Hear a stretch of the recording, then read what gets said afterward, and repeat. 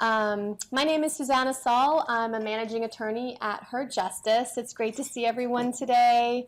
Thanks for getting out so early after a long weekend. I'm really excited to get started with this training and teach you all about non-immigrant status.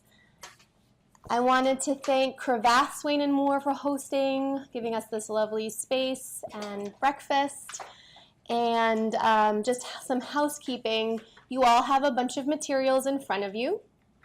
Make sure you sign in. The sign-up sheet is being circulated. You should have an agenda, a hypo, an evaluation sheet, which we would really appreciate you filling out before the end of the day and giving to Natalie, Natalie, who is a legal assistant at Her Justice. We also will be taping this. We'll be video recording this session, so I will be reading some codes in 15-minute intervals. You do not need to pay attention to that unless you're watching this on a recording. And you all should have the manuals, that very large booklet, which we also have electronically in a giant PDF. So ask your pro bono coordinator if you want it electronically as well. So let's get started. The first thing I wanted to show you is a introductory video of Her Justice for those of you who may not be familiar with our services. It is about 7 minutes long.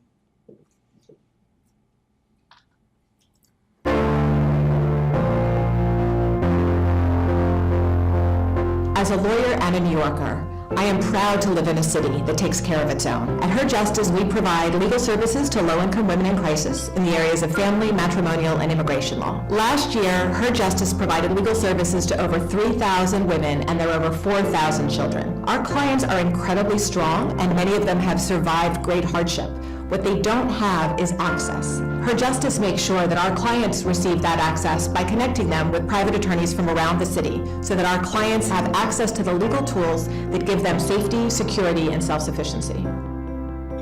We used to fight a lot, and he used to abuse me physically to a point that on more than one occasion I thought to end my life because there was no other way out. He wanted my pension, 401k, medical benefits. He wanted my furniture at one time. It seemed like he was winning all along, you know? My client was arrested because her abuser had actually called the New York Police Department and alleged that our client was harassing him. My marriage was built on deceit, and it escalated from verbal abuse to physical.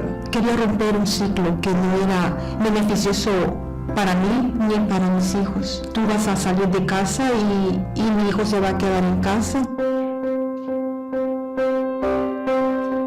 Itself. It is not being operated in a way that is helpful to the very people that it was set up to serve. While our clients may have compelling stories, it doesn't necessarily mean that their entire stories can be heard without lawyers stepping in.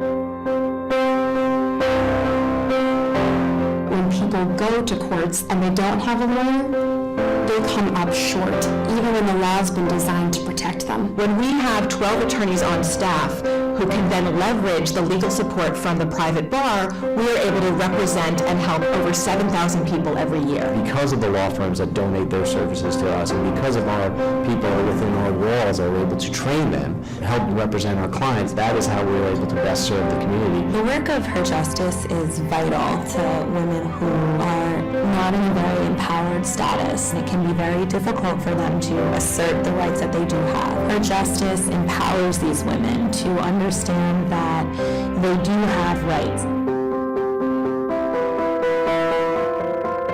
Many of our clients are completely in the dark about the financial circumstances of their marriage. We know that our pro bono attorneys can make the biggest difference in the lives of those clients by partnering often with financial accounting firms to investigate the income of the spouse and get the client a fair financial award. We'll look for hidden facts such as if a defendant's hiding income, hiding employment, hiding assets, and we use our investigative experience to get the information that's most helpful to Her Justice and the pro bono attorneys. Providing pro bono services means that I get to see those results on someone's face when they get an order of support or an order of protection to get them the financial means that they need to help raise their child or to get them safety away from someone who's putting them in danger. We know we have these incredible mentors, brilliant, talented, resourceful, responsive attorneys who sort of have our back on every matter. In my experience working with the attorneys at Her Justice, I have been so impressed by their dedication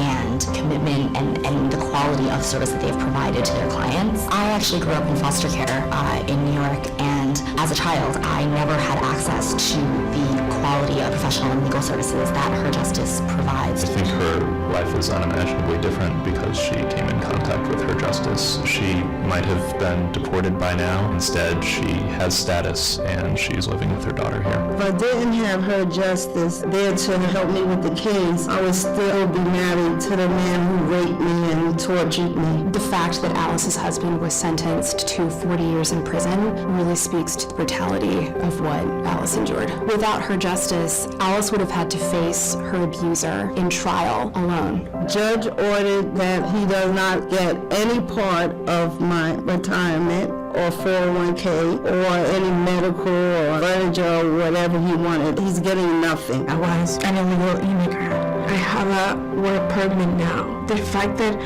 I had a social security number and I was able to have a bank account to deposit my check, it was like a normal. I don't think I'll be who I am today. Confident, relaxed, secure, happy.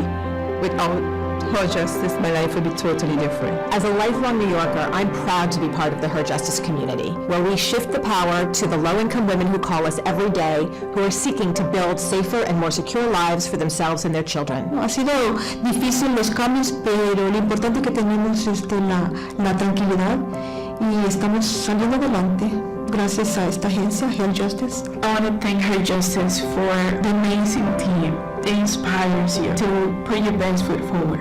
I want to thank Her Justice for giving me my life back. Give her opportunity, her dignity, Give her courage. her security, access, Compassion. Mejor futuro en el futuro. give her justice.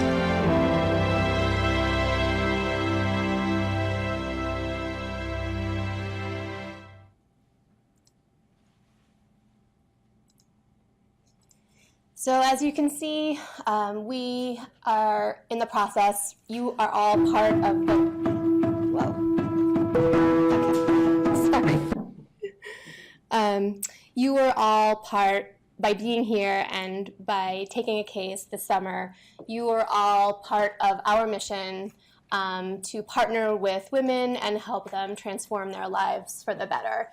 And specifically in the immigration program, you are doing nothing less than getting our clients and their children on the road to safety and stability for generations to come. So we're going to be diving into the weeds, getting into some forms, fees, lots of bureaucracy, but let's not lose sight of the big picture here and what we're trying to do, which is to assist women in being able to self-determine and have the lives that they want to have.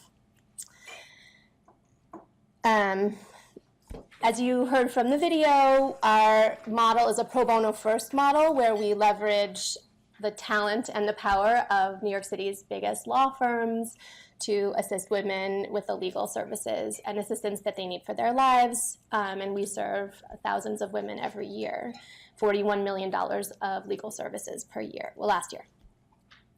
And we serve women in all 5 boroughs of New York City. We do not require that our clients have experienced domestic violence, but as we will learn in this training, in our immigration program, it is a requirement because of the remedies that we're pursuing under the law that they have survived some crime, and the majority of our clients are survivors of intimate partner violence in the immigration program. So benefits to you. What are you going to gain from participating in the program this summer? Obviously, you're going to gain a lot of knowledge about immigration law and specifically the current climate that we are operating in. There are challenges in representing your clients, but we know that with the support of your mentors at Her Justice and the wisdom and knowledge at your firms, that you will be able to face those challenges and surmount the obstacles. And you will obviously be interacting with your client a lot this summer. You'll improve your abilities with research and writing, and you will be able to forge very valuable relationships, not only with your client, but with each other, because you'll be working in teams. So we'll cover today very basic immigration law. We're boiling down a very complex area of law. We'll talk specifically about the purpose of U non-immigrant status, the elements of a U non-immigrant status application. We'll talk about the nuts and bolts of the application process and the timeline of filing and how to advise your client. And hopefully we will be able to interact a little bit in terms of the presentation. I don't want to just be lecturing up here, but I hope you'll ask questions, and I have some questions for you. I have some wonderful Her Justice swag that we will give out as prizes for some people who are able to answer some tricky questions. Not like law school, we actually have prizes. Okay, so overview of immigration law. First of all, the administrative structure. We hear a lot in the news about these agencies. We wanted to just put up a pretty simple chart so that you can see exactly who we're dealing with. The Department of Homeland Security is the federal agency that oversees the 3 immigration agencies that are basically dictating our applications and a significant piece of our clients' lives. So underneath the Department of Homeland Security, which is DHS, we also deal a lot in acronyms in the immigration world. So this is your glossary. Customs and Border Protection, CBP, those are the folks at the border when you land at JFK, when you're coming in through a land border. They are going to check your documents and make sure that you have the legal permission to be in the United States. Our clients have a lot of times had dealings with CBP, and so we'll be talking about what that looks like in our clients' lives and how you are going to advocate for them having been apprehended by CBP. U.S. Citizenship and Immigration Services, or USCIS, that's the main agency that we are going to be filing with, because that is the agency that receives affirmative applications. When you are an immigrant to this country and you want to apply for permission to stay here, any kind of permission to stay here, permission to work, permission to get your green card, naturalization to become a citizen, you are applying affirmatively to the folks at USCIS. So we will be talking a lot. You'll hear me saying USCIS a lot, and that's the agency that I'm talking about. And then finally, Immigration and Customs Enforcement, ICE. They've been in the news a lot. They are the folks that basically try to remove people who are not supposed to be in the United States. When there is a deportation proceeding, or the correct term actually these days is removal proceeding, when the government wants to remove somebody from the United States, there is a due process requirement that most of the time, that they be able to see a judge, an immigration judge, and the attorney for the government is an attorney for ICE, okay? And then ICE also are the folks that do the employment raids, that pick up people at the courthouses that we've been hearing about, okay? That's ICE. We're going to also be throwing around some immigration authority, some terms about immigration, the immigration authorities. The INA is the statute that governs immigration and nationality. So that's where we're going to find all the laws that we're talking about. So when you hear me cite to INA, it's the Immigration and Nationality Act. And then the implementing regulations are Title 8 of the Code of Federal Regulations. That's 8 CFR. You're going to see those citations as well. If you're ever doing research, you want to look not only at the INA and the CFR, but you want to also look at administrative decisions from the Board of Immigration Appeals. That's the appeals agency that immigration judge decisions go to. And the Administrative Appeals Office, or the AAO. That's where you appeal if, for example, USCIS denies your petition or your benefit, your application, you're going to the AAO to appeal that. There are some federal court decisions that impact our clients, and most specifically these days, agency memoranda. We will be talking about some agency memoranda from the Department of Homeland Security. This is the stuff that impacts the implementation of the laws and the regs, and that the executive branch is able to do whenever they want.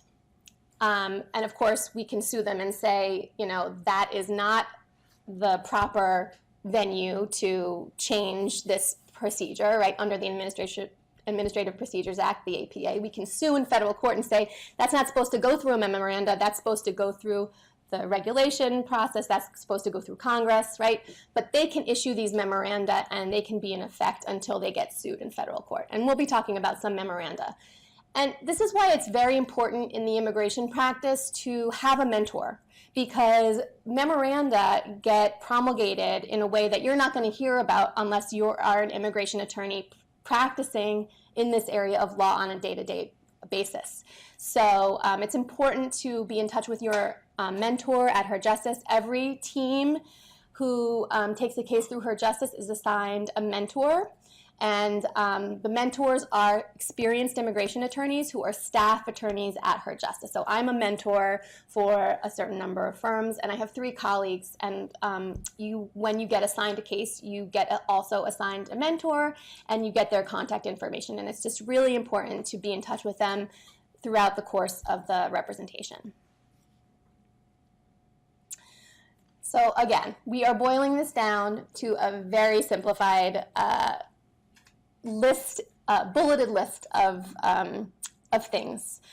Ways to obtain lawful status in general boils down to 4 categories. It's through your family, a family member who is a U.S. citizen or a lawful permanent resident.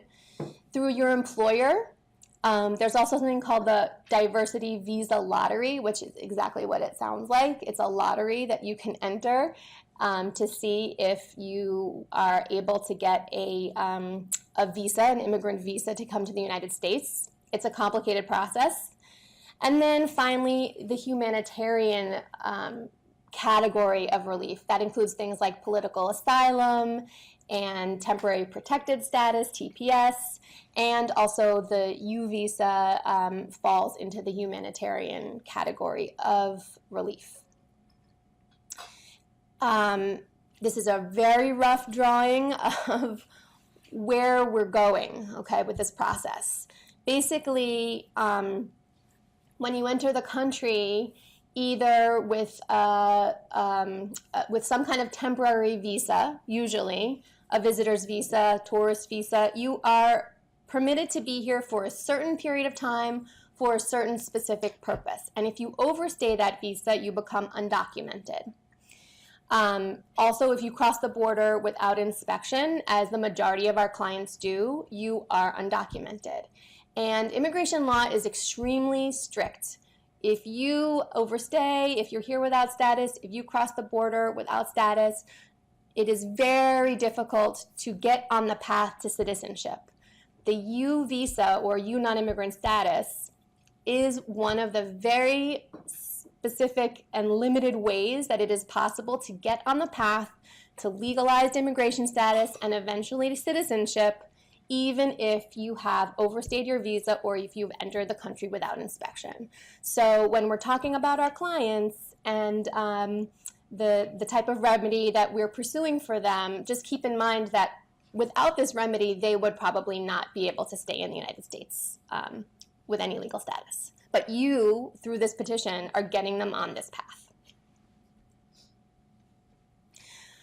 Another thing about this chart and terminology, that center rectangle where it says immigrant, we're talking about immigrants in a very specific way. We're talking about people who have green cards, who have lawful permanent residence. That's what people are talking about when we're talking about a legal immigrant. Somebody who has a green card and lawful permanent residence. That is a person who can stay in the United States indefinitely, work without special authorization, get certain public benefits. They cannot vote, and they can't spend a lot of time outside the country, or else they will be considered to abandon their status, which is why a lot of people, once you get your green card, you become a citizen. That way you have the full panoply of rights to engage civically, to live here and participate in the democracy and all of that.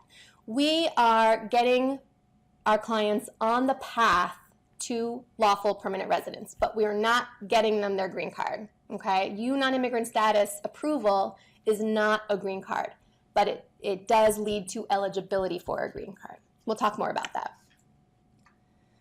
Okay. The current climate and the impact of executive orders. So what happened was, if you remember, in 2017, shortly after the inauguration of the current administration, the president issued these executive orders that basically said, we are not going to tolerate, I'm paraphrasing here obviously, we're not going to tolerate people who are undocumented within our borders. And so we are going to aim to enforce all of the existing laws that exist to basically make it illegal for anybody here who doesn't have lawful status to live in the United States. So of course, everybody panicked, and there have been a bunch of enforcement mechanisms that have been deployed to carry out the wishes of the president, which, by the way, our existing INA it's a deportation law, okay? Its aim is to actually get people out of the United States who are here unlawfully. But we never had a president who was willing to basically throw the entire weight of the government behind that law and completely enforce it. And now we have one. How does this impact you non-immigrant status petitioners, our clients? Well, first of all, it creates a very intense climate of fear. It also creates fodder for a lot of rumors. So your clients are going to be coming to you saying, I heard this, I heard that. Hopefully they're coming to you with these things. We want them to talk to us about things that they are anxious about, afraid about, things that they're hearing. Some of the things that they're hearing are true, some of the things are not true. So if you ever are unsure, call up your mentor at Her Justice and say, hey, my client is reporting this, is what's going on. But two specific memos came out last year that really do impact our clients and our representation of our clients. The first one is a memo that is about requests for evidence. In the past, if you submitted a petition that was missing certain things or that the government didn't think was sufficient, they would send you a request for evidence. They would give you 87 days to respond. And then if you didn't respond, they would send you a notice saying, we're going to deny your petition, and you had another chance to remedy whatever the deficiency was. Okay, they issued a memo saying adjudicators don't have to do that anymore. If your petition is not sufficient, they can deny it outright. They don't have to send you something saying you need more evidence. So what does this mean for us? We have to be really diligent. We can no longer submit skeletal applications and then supplement later. The only caveat I would say, and we'll get into this a little bit later, is that our adjudication time is so long for these petitions. It is currently taking 50 months for the government to even look at our petitions, 50. Okay, our clients are going to be waiting for 4 years before an adjudicator even picks up their file. So that said, we actually do have a little bit of time to supplement the record. Yes? The petitioners or our clients, what's their status during those 50 months? What's their status during those 50 months? Very good question. They don't have status. However, if they get picked up by ICE, and if they have the opportunity to see an immigration judge, which not all of them will, I'll get into that a little bit later, but some of them already have removal orders, they have a defense. They have a defense to that removal, and the defense is, Your Honor, I have a U petition pending. Please continue the case so that USCIS can adjudicate the petition. The judge can't do it. USCIS has to adjudicate that petition. And so right now, as practitioners, what we are dealing with are, in some jurisdictions, ICE is trying to actually remove people even though they have a U petition pending. And there's a lot of advocacy and litigation going on to try to stop that from happening. But in terms of their actual status, there is none. Any other questions? Okay. The other memo, and this plays into the request for evidence memo, is a memo that also came out last year regarding notices to appear, NTAs. The notice to appear is basically the charging document in immigration court that ICE uses when they want to deport someone. So if you think about it as analogous to a criminal case, when you have a defendant who is picked up by the police and charged with a crime, they have a charging document. The NTA is like the charging document in immigration court. It lays out that the person has to appear in immigration court and the reasons why they are potentially removable. Okay. Obviously, immigration proceedings are civil, they're not criminal, but the NTA is the document that gets them in front of a judge. So in the past, when it came to some humanitarian relief, specifically relief under the Violence Against Women Act, the government was, as a matter of practice, there was nothing written about this, but as a matter of practice, they really were not referring people to immigration court when they denied a petition. So we were able to tell our clients, obviously not 100%, but we would say, you know, you're coming forward to affirmatively apply for this relief. If you are denied, we really haven't seen cases getting referred to immigration court for removal. That's what we would tell people. Now, this memo came out saying everybody who is denied relief with USCIS, who applies affirmatively, and it's denied after appeals, okay, this is after appeals, they are supposed to 100% refer everybody to immigration court for removal proceedings. Everybody gets an NTA if their cases are denied. They might have other relief in front of an immigration judge, so it's an important due process step for undocumented people to be given an NTA sometimes. They can present defenses in front of the immigration judge to avoid deportation. But we do have a significant number of clients who already have orders of removal. Why? Because in the past, they may have been apprehended by CBP, put into removal, and they didn't show up for their court hearing. For whatever reason, they didn't get the notice, they moved. Somebody told them don't go, they were afraid. If you don't go to an immigration court hearing, you are removed in absentia. You know, get another chance.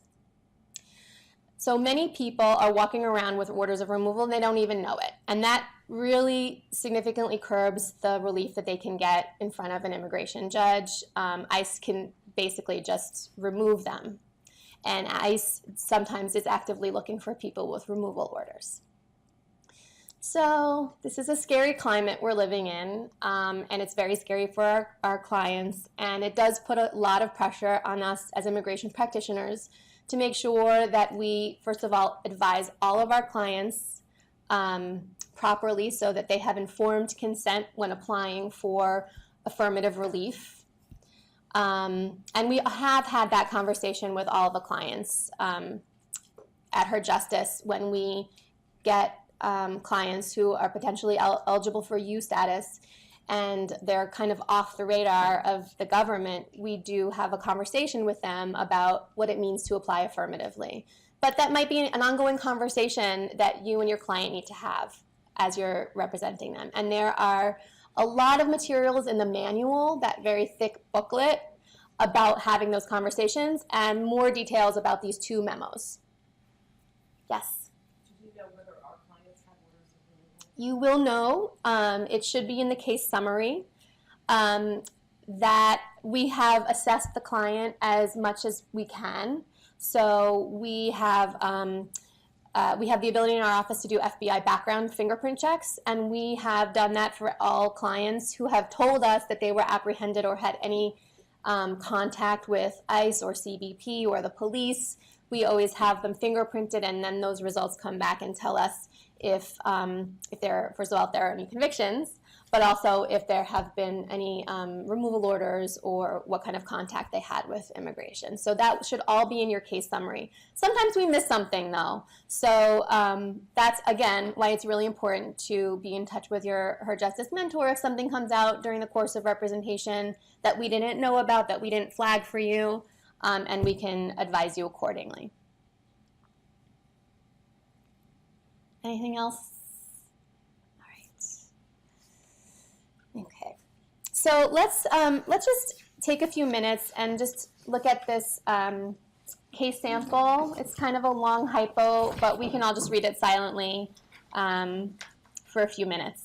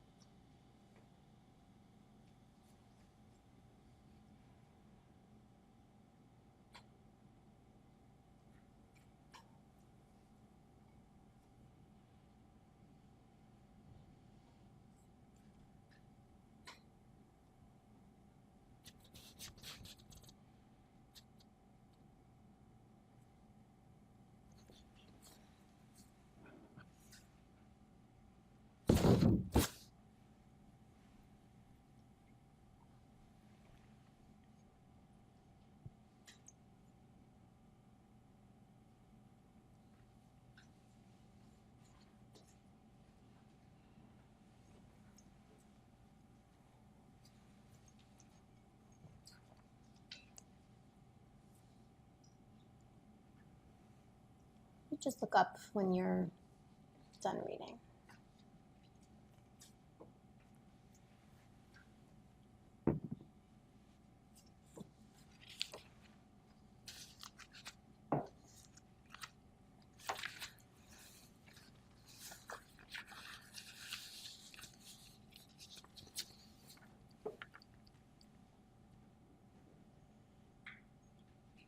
Okay.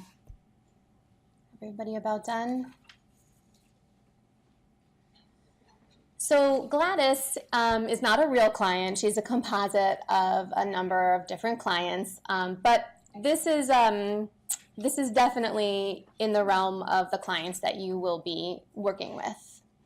So, and she, as we just talked about, if it weren't for you non-immigrant status, she would really have no other means of getting on the path to lawful status in the United States under the current law, and she would also be at risk of apprehension and removal by ICE just because of the general climate, and she would be terrified probably about being separated from her daughter.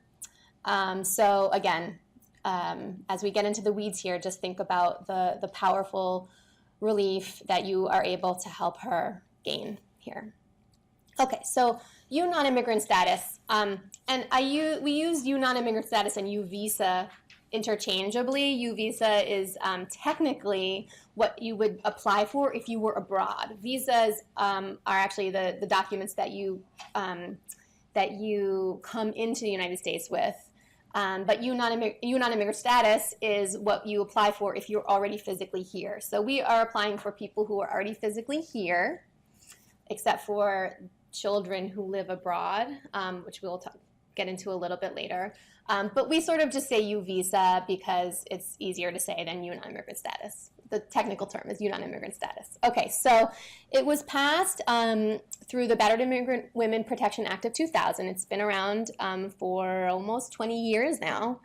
And the legislative intent behind it was to strengthen law enforcement because there was a recognition that there were a lot of undocumented people in communities who were victims of crime, who weren't coming forward to law enforcement and weren't reporting the crimes against them, and therefore everybody's public safety was at risk. The crimes that Congress really is targeting through this law are crimes that are sort of seen as stigmatized or in the shadows. It's not every crime. We'll talk about the qualifying crimes in a little while. It's not every crime that qualifies somebody to apply for this status, only certain ones.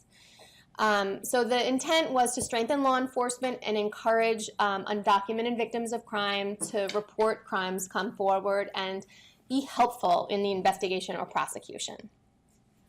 What is you non-immigrant status? So I talked about how it doesn't get you a green card right away.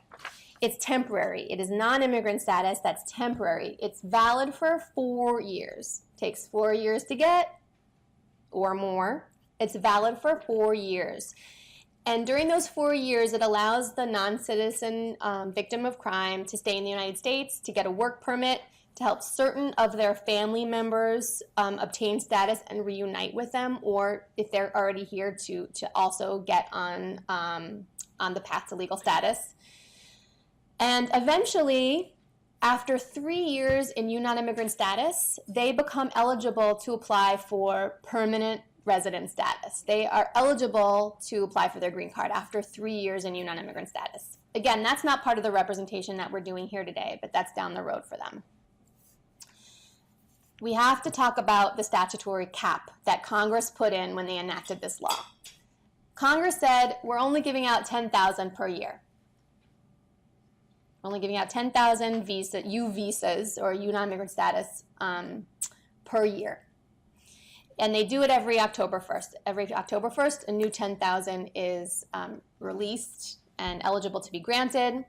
And it's only for the principal petitioners, the victims, not their family members. So the family members don't count in the 10,000. But it doesn't matter because every year, over 100,000 people are applying. Okay? There is a significant backlog. So what happens to that backlog of people? So they are continuing to adjudicate petitions after the 10,000 cap is reached. What happens is if your petition is adjudicated and you are found to meet all the eligibility requirements but for the statutory cap, you get on a waiting list.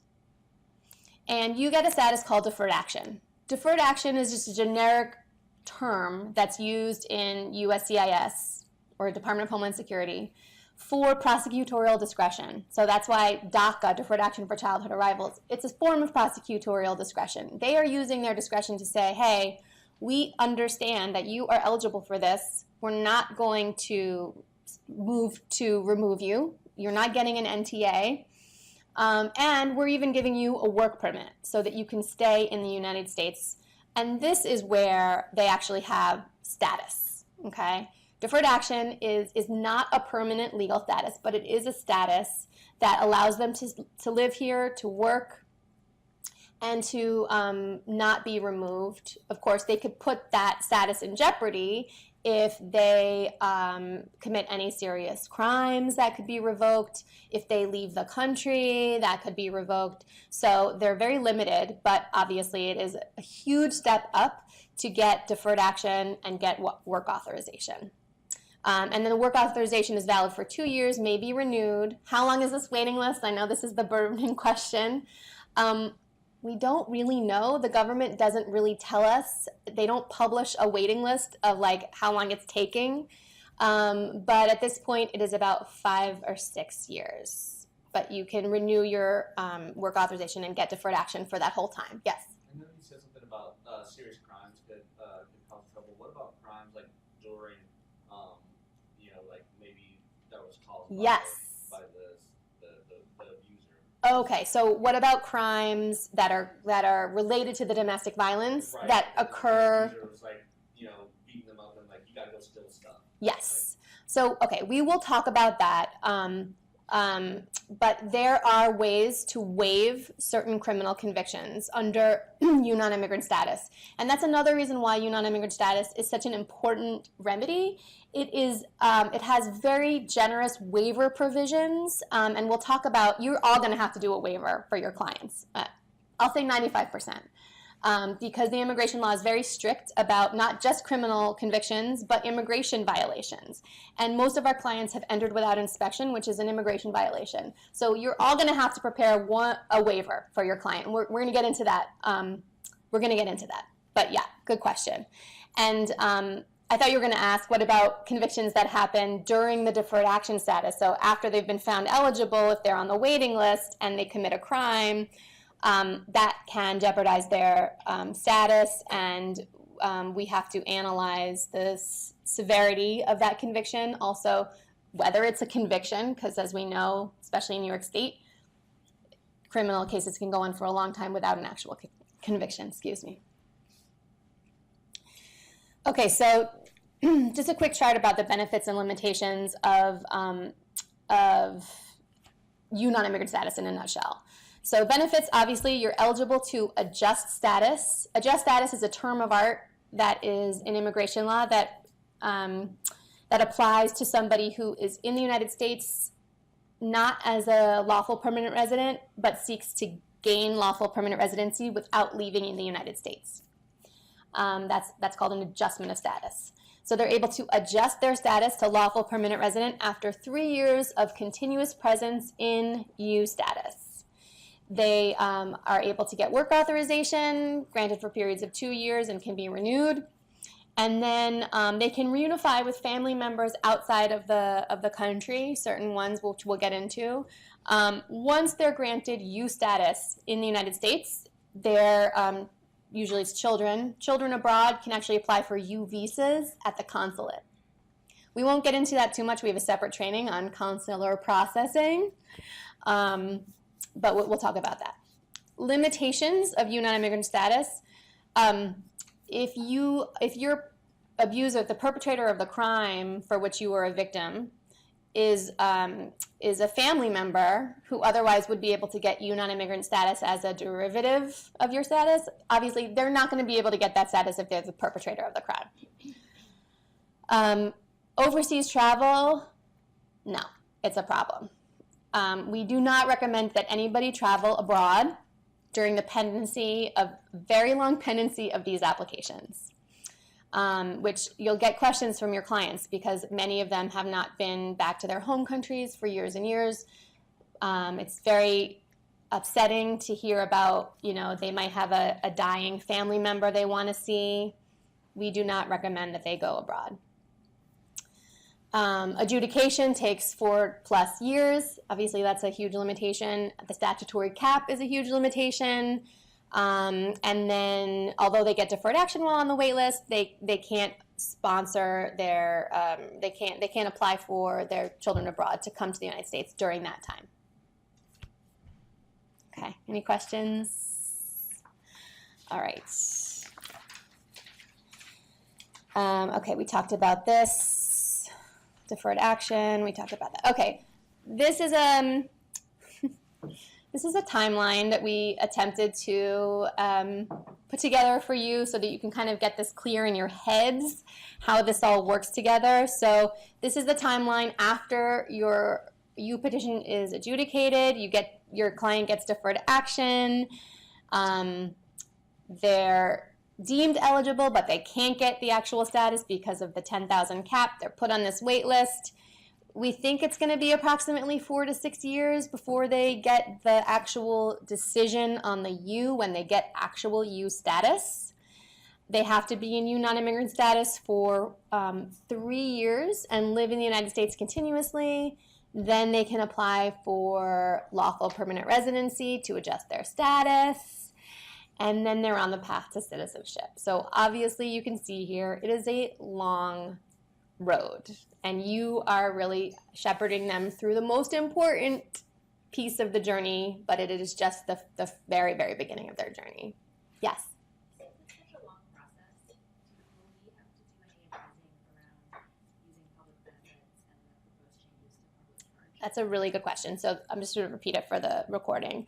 So since it's such a long process, will we have to do any advising about eligibility for public benefits and the proposed changes to public benefits? What she's referring to, if you're not familiar with what the government wants to do, is they basically want to make it a removable offense for any immigrant, any non-citizen really in the United States, whether you're here on a green card or in different statuses, quasi-legal statuses, to obtain public benefits. They want to make it a removable offense. So they're trying right now to change the regulations around that. Of course, the advocacy community is putting up a very big fight, and there's a lot of litigation, so I don't know when those regulations are going to be implemented. But the good news about that is that Congress exempted our clients, immigrant survivors who are applying for benefits under U status, other types also of remedies under the Violence Against Women Act.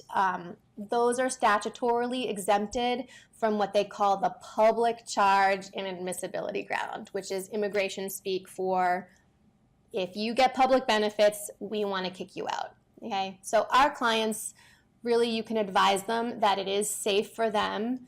Well, I'm going to take that back because we don't even know what the regulations say.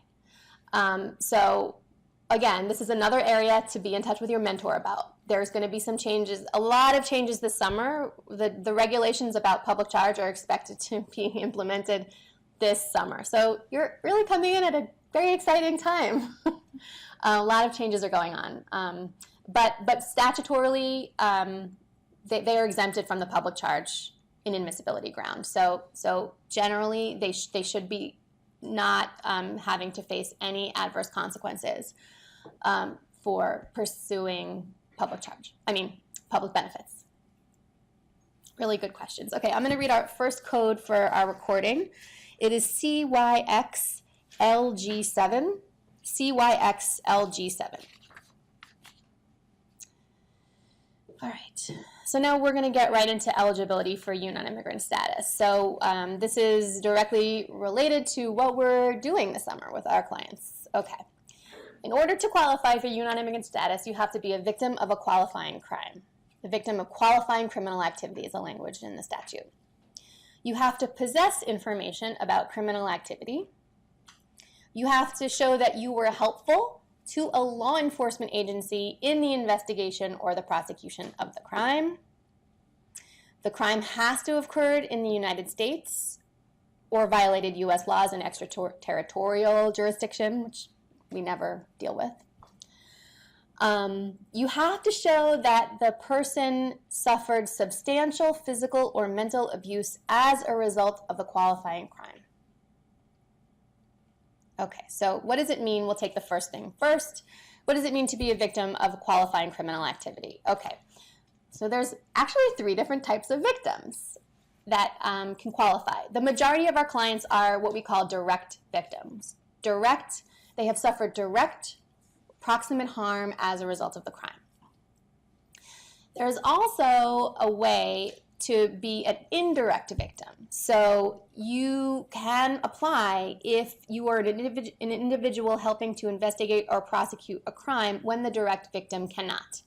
So that could be a young child, it could be an elderly parent, so if you are undocumented seeking to apply for U non-immigrant status, even if you were not the direct victim of the crime, but you were helpful and facilitated a young child or an elderly parent to report that crime, you can also be considered an indirect victim.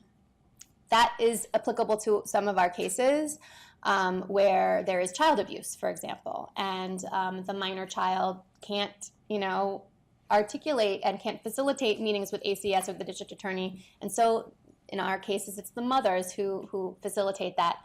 Our clients can also qualify as an indirect victim. And then in rare occasions, you could also be a bystander, but this is very, very rare. It has to be very extreme, a very extreme sort of situation where a witness to a crime suffers unusually direct harm and then is helpful to investigators and law enforcement in the crime. Yeah. Does it matter if it's just one crime, or is it helpful if, like, you can show multiple instances? Yeah, so does it matter if it's one crime, or is it helpful if you have multiple instances? So it depends on what the crime is. In our case, when we're applying under domestic violence, which is most of our cases, domestic violence is really a pattern of power and control, and we'll talk about that. But so there, by definition, there usually is more than one instance. But it is the crime that is investigated or prosecuted that is the qualifying crime that you also need to talk about in the documentation. We'll get into that. Okay, so what is qualifying criminal activity? These are just some examples. This is not an exhaustive list. But for us, what you were just talking about, what you were asking about, for domestic violence, we really want to demonstrate not just the one incident that they reported to law enforcement, but the nature, scope, and cumulative effect, right? Because we do have to show that there was substantial suffering, right? Substantial abuse. Maybe the crime that was reported was something minimal. Maybe it was a phone call, a harassing phone call. But we want to show that it is one incident in a long pattern that has, over time, impacted our clients' mental or physical well-being. So let's talk about domestic violence for a minute. This is the power and control wheel, which is a really helpful visual aid to show what it is. At the center of the wheel is power and control. A lot of people think domestic violence is violence, physical violence. It is, battery, bruises, punching, kicking, and that is not necessarily the case. A lot of times it is mostly these other things: coercion and threats, intimidation, economic abuse, emotional abuse.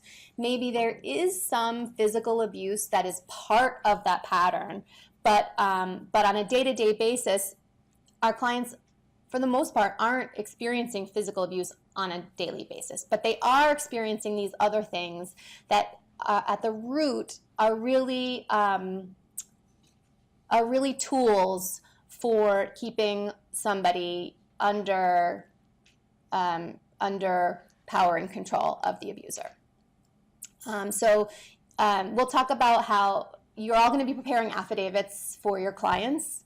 And there are a lot of materials in your manual about how to interview, how to get these facts out, how to really sensitively, in a non-judgmental way, listen and receive the information, and also how to present it to USCIS in your formal application. But this is all part of a pattern.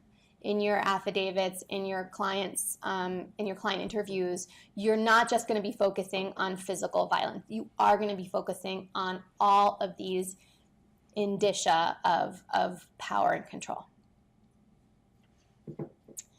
And then the other thing you're going to want to put forward in your application, because of that substantial abuse element, which we'll talk about, you want to show the impact of the domestic violence. And there are many, and your manual has exhaustive materials and sort of lists that you can refer to when you're thinking about connecting what your client has experienced to the domestic violence. Physical, sexual, mental, their lives are interrupted in terms of their ability to have basic necessities especially when they leave their abuser. They're undocumented. They don't have access to a lot of public benefits. So they are extremely resilient, extremely resourceful. The fact that they even got to Her Justice is a huge victory in and of itself. The fact that they're getting to you is a really important turning point in their lives because of everything that they've faced in the past. So just, again, some sort of bulleted, simplified tips here. Patience, be patient, be non-judgmental. Also, if your client is telling you a lot, if you're having a really intense session, break it up, take breaks, not only for her, but for you. It can be difficult to be on the receiving end of a lot of information about the traumas that somebody has survived. So just be aware of your client's need. They may not assert that they need to go to the bathroom or that they need a glass of water. So just, these little things, just ask them. If you had an agenda set out for the meeting and you wanted to get through, the whole affidavit and you didn't, it's okay. Take a break. If everybody's spent, schedule another appointment.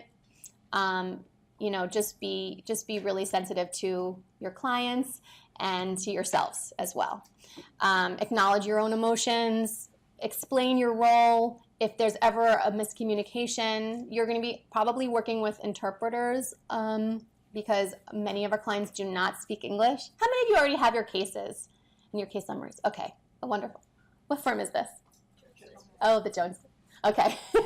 And the side of the room doesn't have their cases yet. Is that right? Okay. So you probably already saw that your clients don't speak English, and hopefully you've been paired up with an interpreter if you don't speak the language that your client speaks. But a lot of this is also going on through interpretation, which is also it can be complicated. You just want to make sure that your client feels comfortable, read their body language. The interpreter, also take care of your interpreters. It's a very hard job. It's an amazing skill. There's also resources in here about what effective interpretation looks like. Before you meet with your client and the interpreter, you should go through there's a sort of brief checklist about how somebody should be interpreting. And then go to your mentor again. If your client is having a hard time with something, you're going to be developing a lot of trust with your clients, and they might be going to you with things that aren't directly related to their legal case. Please reach out to your mentor at Her Justice. We are there to support you and your client, not only with the legal case, but with other things in your client's lives. We have a social worker. We have access to resources. So just keep us in the loop as to what's going on so that you can have a successful relationship. We also have a video on YouTube about working with survivors of intimate partner violence. It's short. You can check that out on your own. Okay, so they also need to possess information about the criminal activity and be helpful. All right. I'm just being mindful of the time. Okay, we're good. Okay, so what constitutes a law enforcement agency or an LEA? It can be federal, state, or local. It can be a prosecutor. It can be a judge. It can be the police department or another agency that is tasked with investigating qualifying crimes. So it could actually be the Department of Homeland Security because they do investigate trafficking. It could be the Department of Labor. It could be the Administration for Children's Services, which is ACS. That's the local child protective service agency in New York City. So the person has to possess credible and reliable information about the qualifying crime. Again, not just any crime. They have to be helpful. No unreasonable refusal to cooperate. And then they need, here's where we come into our first form. We're going to be talking about a lot of forms. They need a signed certification from law enforcement, a certification of cooperation on Form I-918B. It is something that is issued by the law enforcement agency, and it is valid for 6 months. During those 6 months, you have to submit your entire U non-immigrant status application to USCIS. This is a very important date. This is your deadline, okay? Your deadline in the case is 6 months from the date of expiration of the certification. Her Justice has gotten certifications for all of your clients, but there is a wrinkle. Oh, that last bullet, letter of designation of authority. So sometimes we have clients who come to us actually with something signed already, but it's something that's just signed from like the local police precinct. It's not from the head of the agency. The certifications have to be signed by the head of the agency or somebody designated by the head of the agency to sign. So we always say to our clients, that's wonderful. I'm sure you worked very hard to get that certification that was signed by a police officer.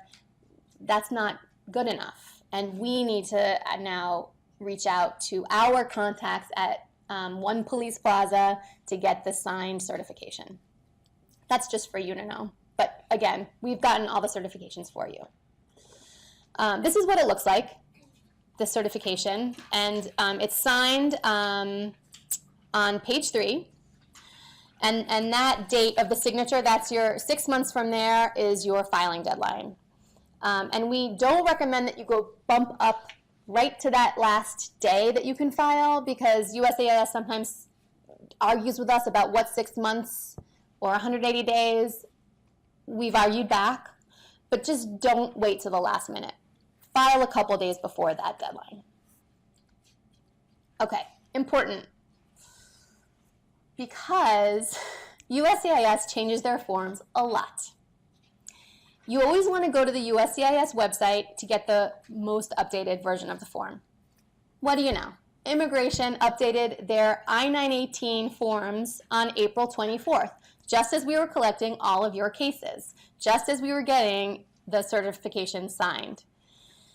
And they updated it on April 24th of this year, and the old forms are only going to be accepted until July 2nd. Okay, so what does that mean? We are trying to get you new signed certification forms. We've already gotten some of them. Kings County District Attorney has already signed us new ones. Everyone else, we've made the requests and we're waiting for the new signed certifications. The other thing, I don't think I said this, you must submit the original signed certification. We hold that for you. We have the original signed certifications in our office. When you're ready to file the entire submission, you're going to be going back and forth with your mentor on drafts. And when we think, you know, you're about ready to sign or you're about ready to file, everything's ready, you will tell your mentor, hey, can you send us the original? And then we'll ask you to send a messenger to our office and we'll get that original over to you. You cannot file a copy of the signed I-918B. You must have the original. So we are getting new originals signed for you because we want to give you more time than just July 2nd. But if we cannot get a new signed original certification, you will have to file by July 2nd in order for your forms to be accepted. So again, you're going to be in touch with your mentors about this. All right, any questions? Okay. All right. Our first question. First of all, does anybody know what the slide is from? What game show this is from? Who Wants to Be a Millionaire? Okay, good. We're not really going to play Who Wants to Be a Millionaire because it's too complicated, but I just used the template. Okay, so back to our hypo.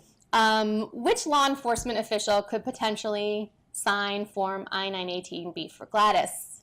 A, ACS, B, the district attorney, C, both A and B, D, neither A nor B. We have prizes. Okay, oh God, 2 people, all right. We don't have a buzzer. Who raised their hand first? She did. Correct. You win a tote bag. You can get it later. I'll just pull it out. Yes, so Gladys, so why? Why? Because both ACS and the district attorney are one of the law enforcement agencies.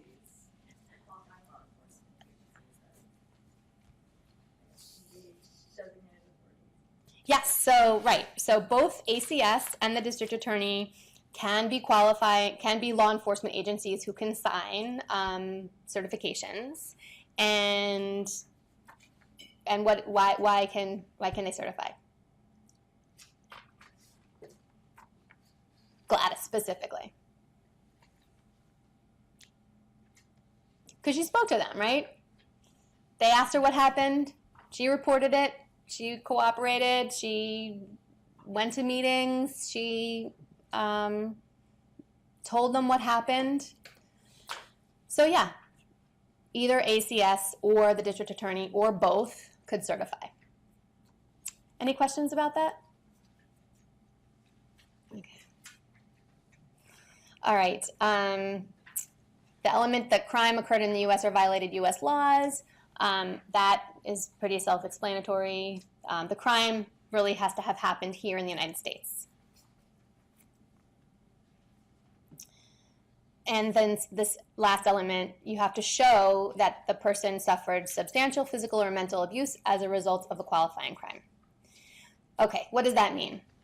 Whether it's substantial depends on all of these things, all right? So it's not just that, let's go back to Gladys. Let's see.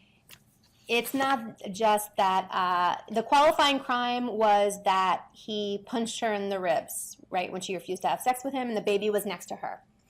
So it's not just about that one incident. So let's say that it wasn't punching her in the ribs causing bruises. Let's say that it was, something, let's say he just threatened her verbally and she reported that.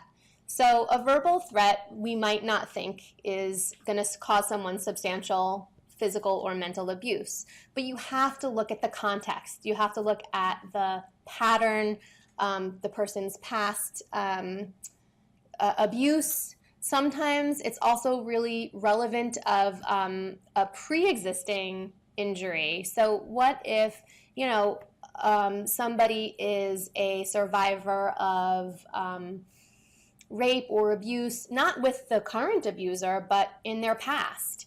And then something that happens with the current abuser triggers a traumatic reaction, even though it seems like sort of a de minimis behavior that the current abuser is engaged in, because it re-traumatizes the person, that could cause them substantial physical or mental abuse. So that's something that you would want to put in your client's affidavit. That's a very relevant fact. Do they have to see a professional, a medical professional? Are you going to have to provide medical records or psychiatric evaluations with your applications? What does everybody think? You get a pen. Correct. Oh, this really works.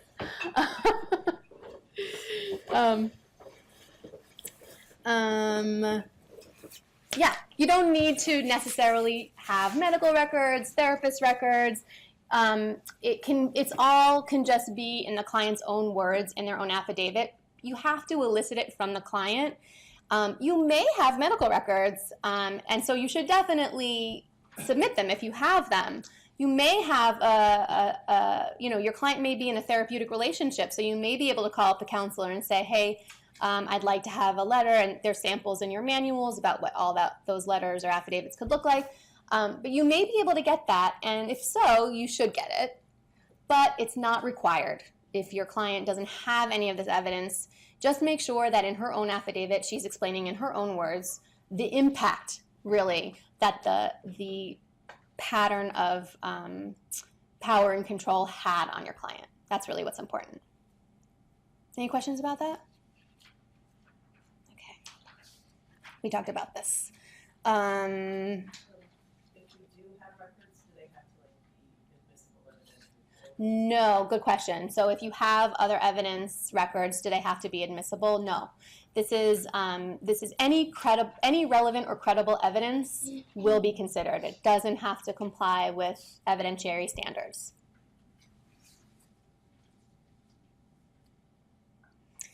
So some practice tips for domestic violence as a qualifying crime. Again, you want to show the pattern. You want to really, sometimes what we do, we don't, we can't sometimes put forth every single incident that the client remembers, right? Sometimes that would be 20 or 30 pages. We don't want our affidavits to be that long.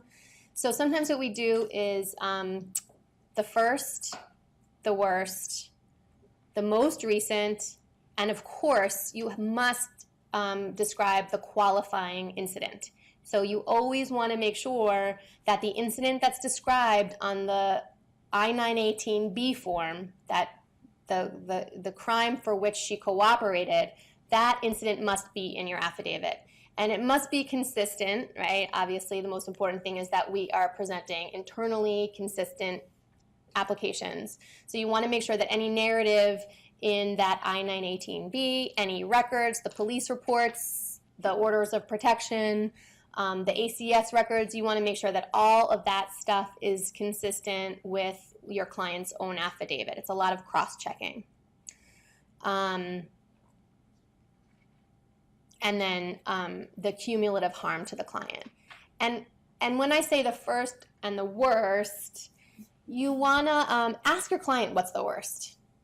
And it might be surprising what comes out, but it's important to reflect your client's narrative as she wants to put it forth. And if there's something else that she doesn't consider the worst, but you really think should be included, you use your professional judgment and you do that as well. Yeah. If you have a client where both the client and the client have both the direct and the indirect, because she has a child that was also abused, do you create separate sections and do the first worst for both of them, or do you combine them? So the question is about if there's a child and a mother and they're both applying. Mother is applying as the indirect victim. Okay. Do you do separate sections? Well, we don't usually actually get an affidavit from the child. So it's really just the mom's. It's just that the mother has both a direct path and an Yes. indirect. We do both. Yes, we do. So if the child is the indirect victim and there is an ACS certification, we also describe how the mother suffered as a result of the pattern of domestic violence. Does that mean we should have two certifications? No, you do not need two certifications. You don't need two certifications. Generally, it's just one for the mother.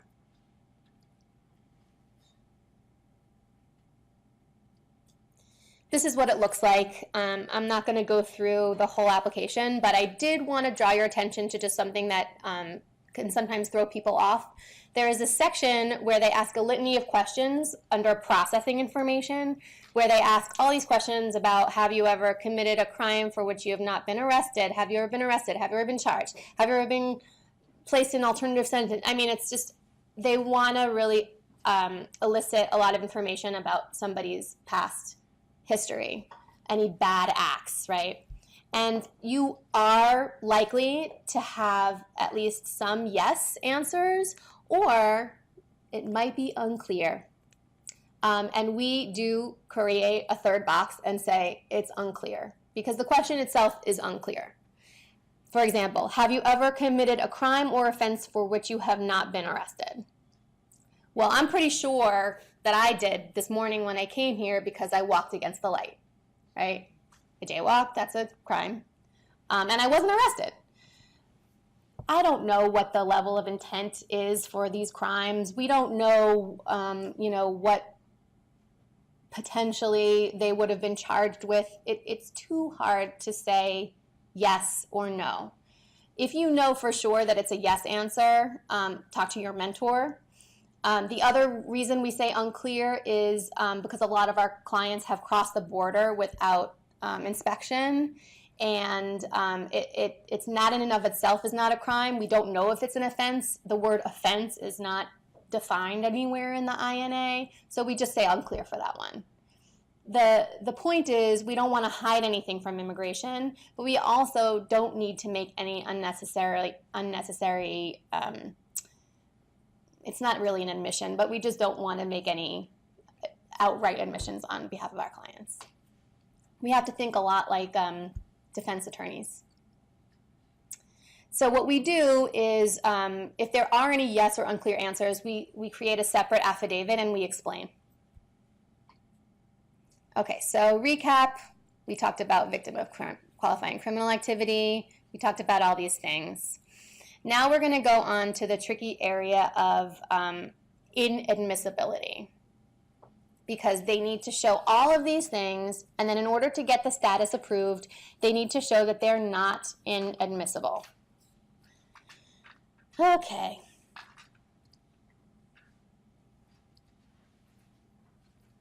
What's inadmissibility? Inadmissibility is a general concept in the world of immigration law, and it's basically a list of undesirable behaviors or traits that the government wants to kind of weed out, right? We don't want to let anybody become a lawful permanent resident of this country if they have done these prior bad acts or if they have these characteristics. So we're not going to go through every single one of them. They're all listed under INA 212A. But some common ones that we see, so if your client triggers any of these inadmissibility grounds, ordinarily they couldn't apply for U status. But there is a waiver, a generous waiver I alluded to before. We'll talk about that. But some of the common inadmissibility grounds: present in the United States without inspection. That's all of our clients. Not all, 95%. Criminal convictions. Yes, our clients sometimes have criminal convictions. Sometimes it is related to the domestic violence. Sometimes it's not. Lack of a valid passport. Sometimes it's not possible to get a passport when you're living in the United States as an undocumented immigrant. Fraud or material misrepresentation to obtain a visa, other documentation or admission, or other benefit under the INA. Some of our clients have used false papers. False claim to U.S. citizenship. Big no-no. If you have ever claimed to be a U.S. citizen and you weren't, there are a lot of consequences under immigration law. Prior removals, what I was talking about before, those in absentia removals, that's a ground of inadmissibility. Accrual of unlawful presence. Unlawful presence is being in the United States without any permission, any lawful permission. That is only triggered, though, for the purposes of inadmissibility if you leave. If you leave and you've been here unlawfully, you are not supposed to be able to come back for a period of either 3 or 10 years or permanently, depending on your immigration history. So that's one reason why we say it's not a good idea to travel outside the United States, because it's the ground of inadmissibility that you will trigger if you leave. Okay, so the analysis that we go through, and her justice staff, in assessing all of your clients, we've already done as much of an analysis as we can. So when you get your cases, you'll see a summary, and it will list the inadmissibility grounds that we think are relevant to your client based on her past history. But there may be other things that come out during your representation because you're going to have a much closer relationship with her than we did. So does it apply? Does the inadmissibility ground apply? Did she have the correct level of intent? Was it a conviction? All that stuff. If so, can it be waived? I said that the waiver for U non-immigrant status is very generous. The only ground of inadmissibility that you cannot waive for purposes of U status is Nazi persecution, genocide, or commission of any act of torture or extrajudicial killing, which they actually do ask on the application. That is no waiver is allowed. But any other ground of inadmissibility, the unlawful presence, the convictions, the entry without inspection, even the false claim to U.S. citizenship can be waived under U non-immigrant status provisions. And it's a discretionary waiver. It's a separate form called the I-192 form, and you also have to show, equities. You have to show both the hardship that they would face if they were removed, if the waiver weren't granted in their home country, and you have to show why they should be allowed in the United States, the connections they have to the community, relatives here, any medical care, any therapeutic care that they're receiving. If you can tie it to the qualifying crime, if you can tie it to the domestic violence, that's a really important thing to do. And so it's sort of a separate application. You have the application for U non-immigrant status on Form I-918, and then you have a separate waiver application on Form I-192, and they're both separate packets that require their own evidence. Okay. Which inadmissibility ground is applicable? Yes, question. So is the only category of people who would not fall into this category somebody who's overstayed? Because that's correct. Yes. So the question was, is the only category of people that this wouldn't apply to is somebody that's overstayed a visa? That's correct. Overstaying a visa is not an inadmissibility ground. Yeah. Okay, so which inadmissibility ground is applicable to Gladys's case? A, present without inspection. B, unlawful presence. C, both A and B. D, neither A nor B. Yeah. We'll go with C because she was under the border. Oh, that is a good point. Okay. So it's not, she doesn't trigger unlawful presence. The being caught at the border does not qualify as unlawful presence unless she was at the border in the United States for more than 180 days. Yeah. If she was just caught at the border and she went right back like that same day, which we did not specify, so that's a good point. Oh no, it does say the next day. Yeah, so she doesn't trigger unlawful presence. She didn't really accrue any unlawful presence in the United States. But if she had been here for, let's say, if she moved to New York, she moves in with her cousin, and she was here for a few months, and then she left back to Mexico to tend to her child that she left there, and then came back, then she would be under the unlawful presence bar. But for this one, it is just present without inspection, as far as we know under these facts. But I'll give you a tote bag anyway. We also have mugs. We didn't give out any mugs yet. Okay. Any questions about that? Inadmissibility grounds, the analysis can be tricky. So definitely this is an area where we consult with our pro bono attorneys all the time. Talk to your mentor. Okay, so when you're waiving inadmissibility, here's what you should look at. Risk of harm to society and rehabilitation. This obviously doesn't apply to every inadmissibility ground, right? If the most common one is crossing without inspection, the risk of harm to society and rehabilitation isn't super relevant to that because they really haven't engaged in any dangerous activity either to themselves or, well, I guess it depends on who you ask, but it's not like they have harmed another person or done something to endanger the community in any way. Seriousness of criminal or immigration violations, present without inspection isn't considered a super serious immigration violation. Something like not attending a removal hearing is more serious, or repeated violations, if they came in and out, that shows kind of like a blatant disregard for our laws, so to speak. So that would be considered a little bit more serious.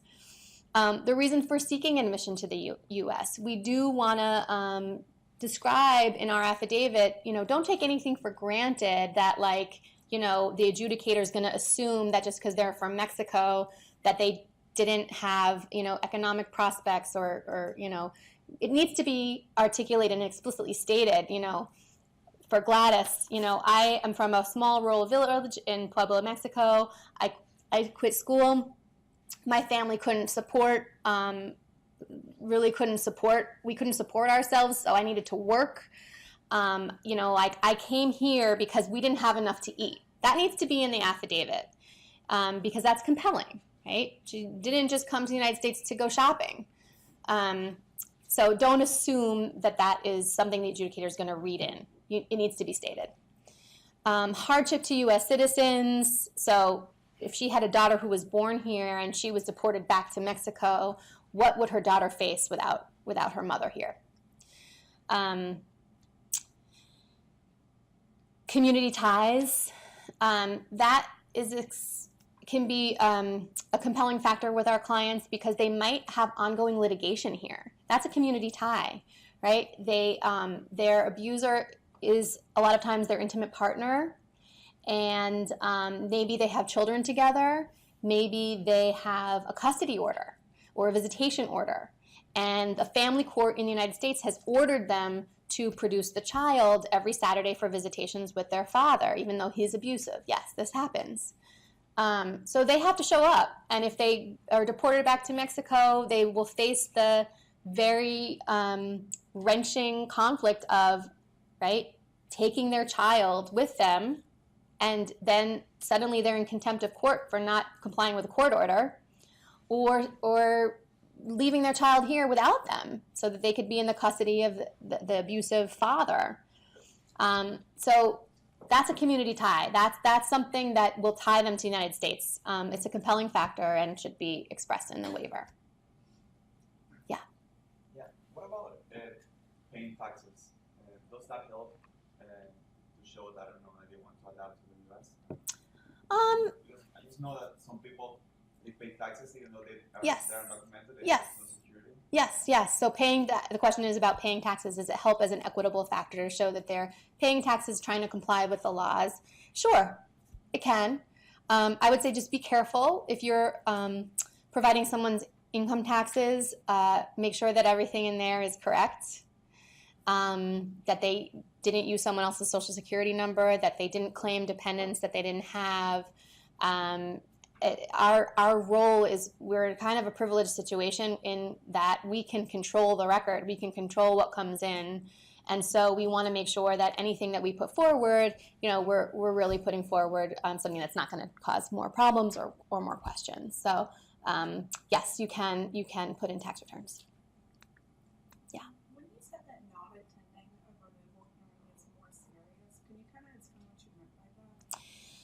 Not attending a removal hearing is considered a more serious violation than entry without inspection.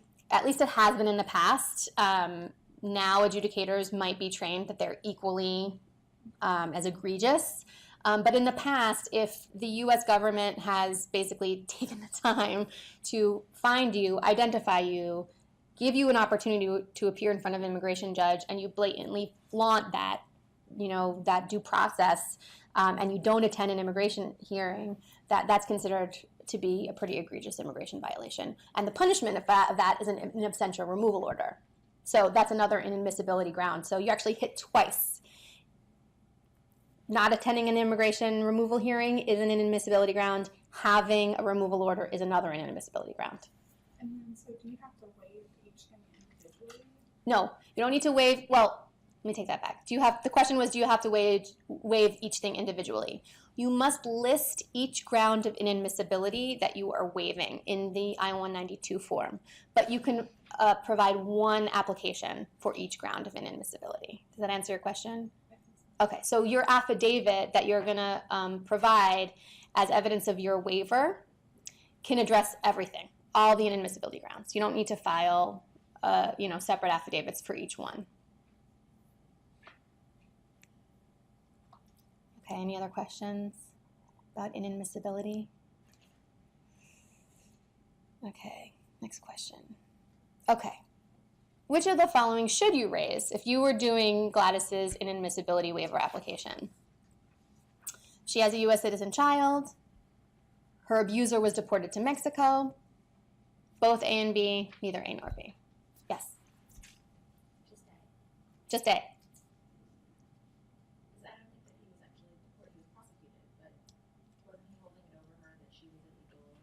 Let's see.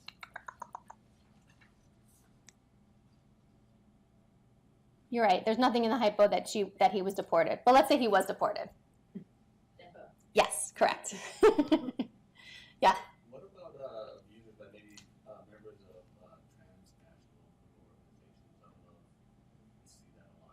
abusers that are members of transnational criminal organizations. Yes, I will get to that. Okay, let me just address this, and then we'll talk about that. So she has a U.S. citizen child. Obviously, that's a tie to the United States. You should put that in the waiver application. If her abuser was deported to Mexico, that's also a really important thing to raise. Why? Yeah. Correct. She might be unsafe in Mexico, and that's really quite common. So, oh no, I'm running out of prizes, but you guys will each get pens or mugs.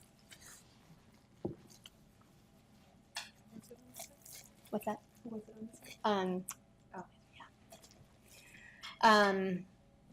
So if you have a abuser who was a member of a transnational organization, and I meant to give you a mug too before for your answer.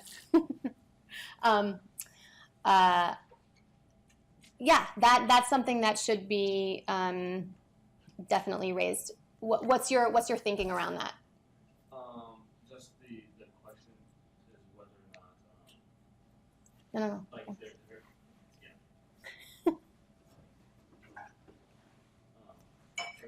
her safety in Mexico, like the ability to be tracked down by Yes. these organizations. Yeah, right. Yes, exactly. So if somebody is a member of a we'll just say gang, transnational criminal organization, is that what you're in your mind? Right. Yeah, a gang member. They have vast networks throughout the country of people who can cause harm to somebody. So yeah, I mean, I would say anything that you can put forward showing that this person is dangerous, that they could find her, that they have access to weapons, that they are sort of relentless, to show that she would be at risk of harm in Mexico, that's definitely a fact you would want to put in. Even if regardless of whether they're a member of any kind of criminal organization or not. So let's say that he may not be a member of a gang or anything, but let's just say, he was just relentless. He stalked her. He maybe threatened her life. Maybe he threatened her family in Mexico. That is a very common thing when somebody is a witness to a crime. There will be all kinds of innuendo that if you continue cooperating with law enforcement, something will happen to your family back home. So that all should be part of the application. Yeah. Okay. So what are you going to put in with this waiver application? I talked a lot about the affidavit. So the client's affidavit is going to be the central document both of the I-918 application, the main non-immigrant status application, and the waiver application. Documents showing rehabilitation or treatment, if there's if there was mental health issues and criminal convictions stemming from mental health issues or from addiction, you want to show rehabilitation. Letters of support from friends or family and community members can be really helpful, even if it's just, a very, obviously the more detailed, the better.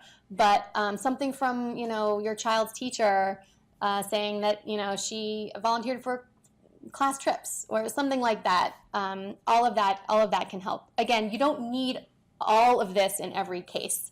You need to figure out how serious somebody's inadmissibility grounds are and tailor the application and the evidence accordingly. Court documents, though, are something that you should provide if it's the kind of situation that I described before where she would face the prospect of violating a court order. You want to have that court order, like the court order for visits or maybe there's a pending case and she needs to show up in court. You want to show evidence that there is a pending court case. Okay.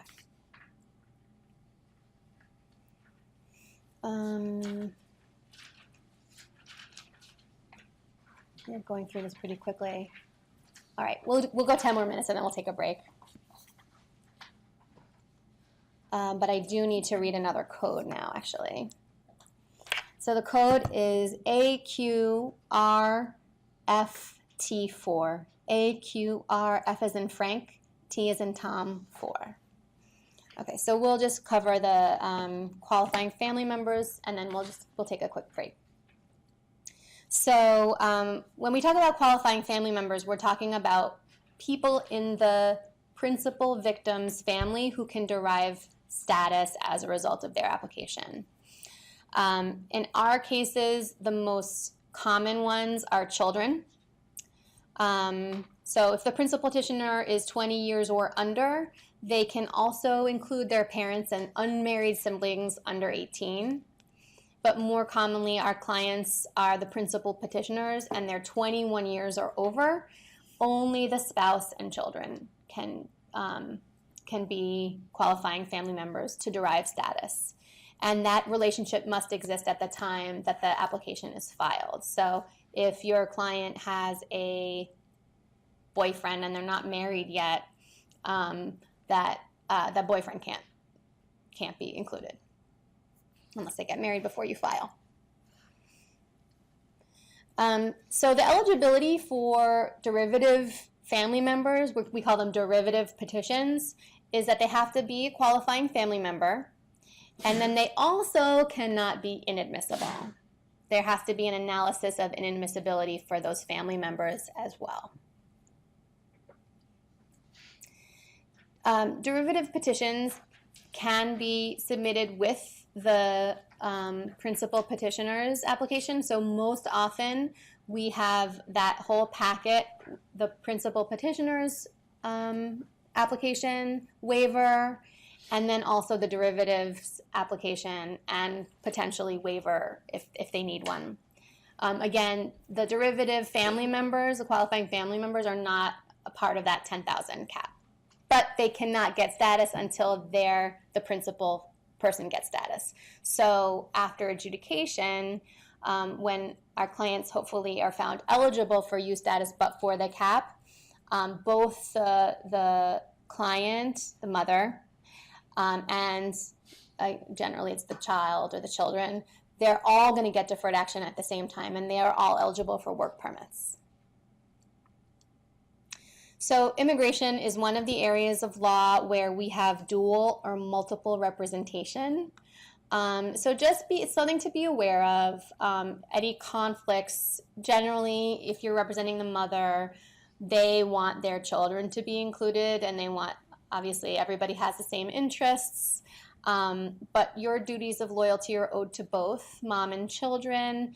If there are any conflicts of interests, if there are some issues where mom doesn't want child to know certain things, there's a duty of confidentiality.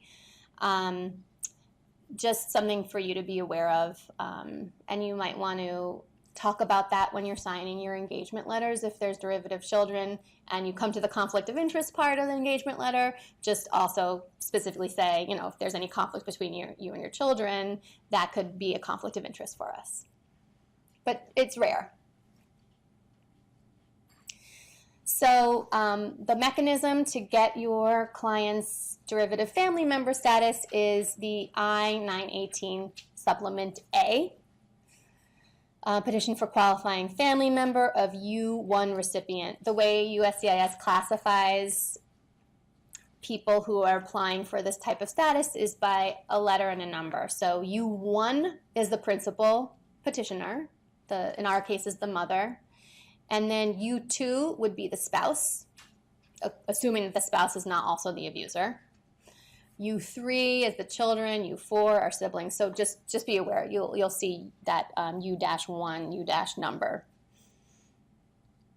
Now, the only thing I'll say about this form is that, and it's confusing, and they might be changing it. This is another change that might be coming. But as of now, the qualifying family member only needs to sign the form themselves if they are present in the United States and 14 years or over. So if you're applying for somebody who's abroad, they don't need to sign, only the principal petitioner needs to sign. Or if they're under 14, they also don't need to sign. 14 is like kind of the age that USCIS has for people signing their own forms. Also, we'll get to this, but everybody needs to be fingerprinted if they're applying for status, but you don't need to be fingerprinted if you're under 14. But again, that might be changing. Supposedly, they want to require everybody to sign whether or not they're present in the United States or not, which would be annoying for us when we have people abroad in unreachable places by mail. Okay. All right, so let's take a break here, and then we'll go into employment authorization. It looks like we're going to end early. So let's just take a 5-minute break, or let's make it an 8-minute break. Just come back at 10:55. My watch says 10:47.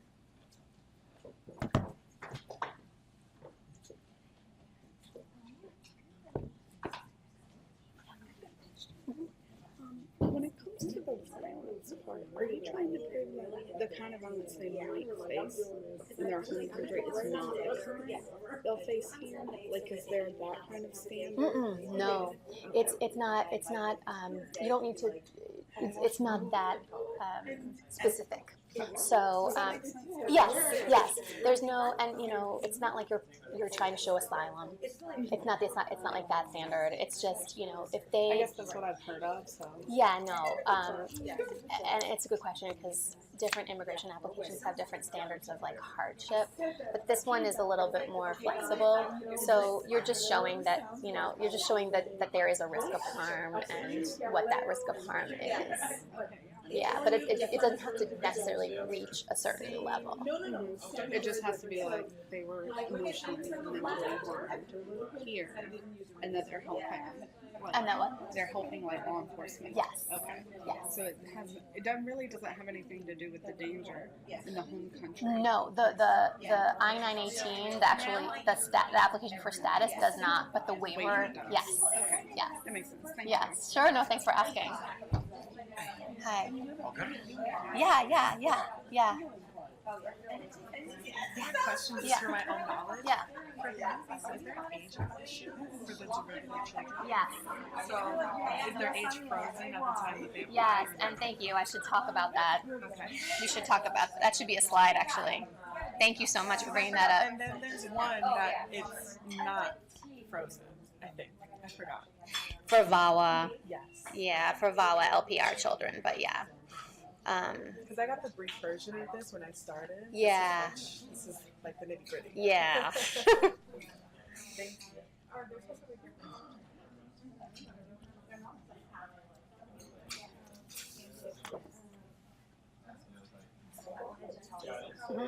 I called my boss because I was like, I feel like I'm wrong about this like maintenance attorney thing. So I called my old boss, and she was like, "You are an idiot. There is no mandatory mediator." Well, she didn't say I was an idiot, but apparently our client's husband hired a mediator. It was a private mediator. Yeah, and the mediator required both sides to be represented.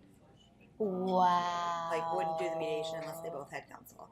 So, but it wasn't like an aside. I was like, well, it was mandatory. She was like, no, it was mandatory for us because that's what the mediator requires. So, yeah, I'm totally wrong about that. Now I have to call that woman and be like, hey, so don't ask for an 18. Yeah. I want to just take it. Talk to Anna. Talk to Anna about this case. This sounds like a kind of case that, like, everybody would love. Yeah. There's no way you can be like, oh, if I can't say 4 times, well, too bad. Yeah, and for the husband to like have the means, this is like exactly the kind of case where we're like shifting the power. Right. And she's really, She needs the help. She needs the help. Talk to Anna about this case. Because I could but that's my thing. I'm just like, I'll just do it. I'll just do it. Yeah. Yeah, I know. This is cool. I didn't know any of this stuff. It's so crazy, isn't it? Yes.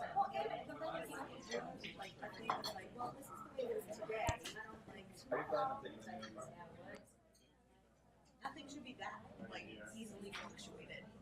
Oh yes. Yeah.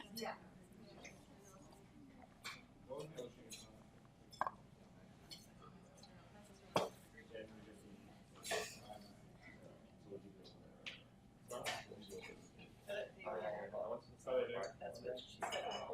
Oh, that's right. But then they went to war with Island and Bobby Field by the children.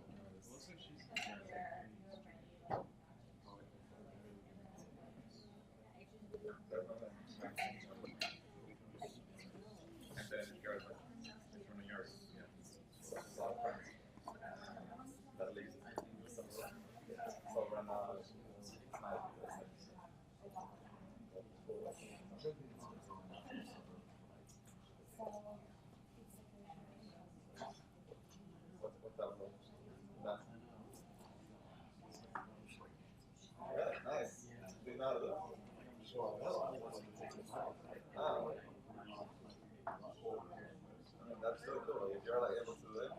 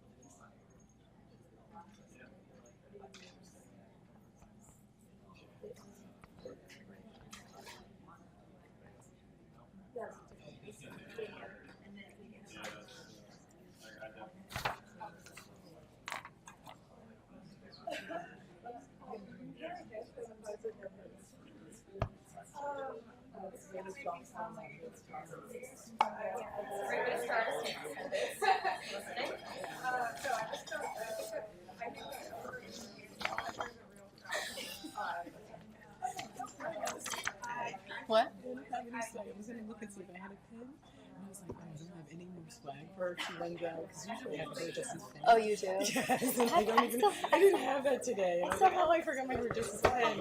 I have a few more things. Okay, good. I was like, oh my god. Do you want anything with water, extra water? You want to Thank drink some you. coffee? I have Water? some coffee. Thank you. I'm good.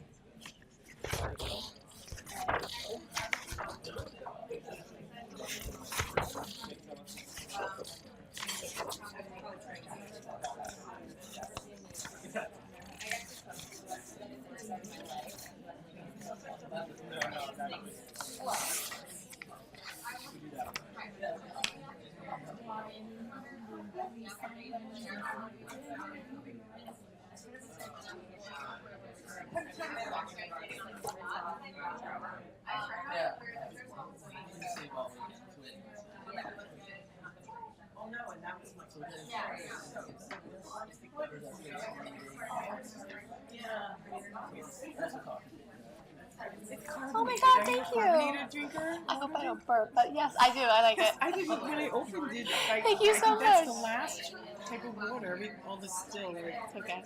Thank you. I appreciate it.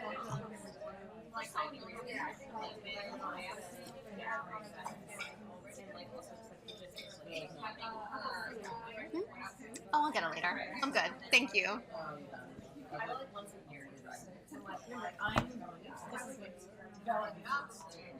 What? Oh.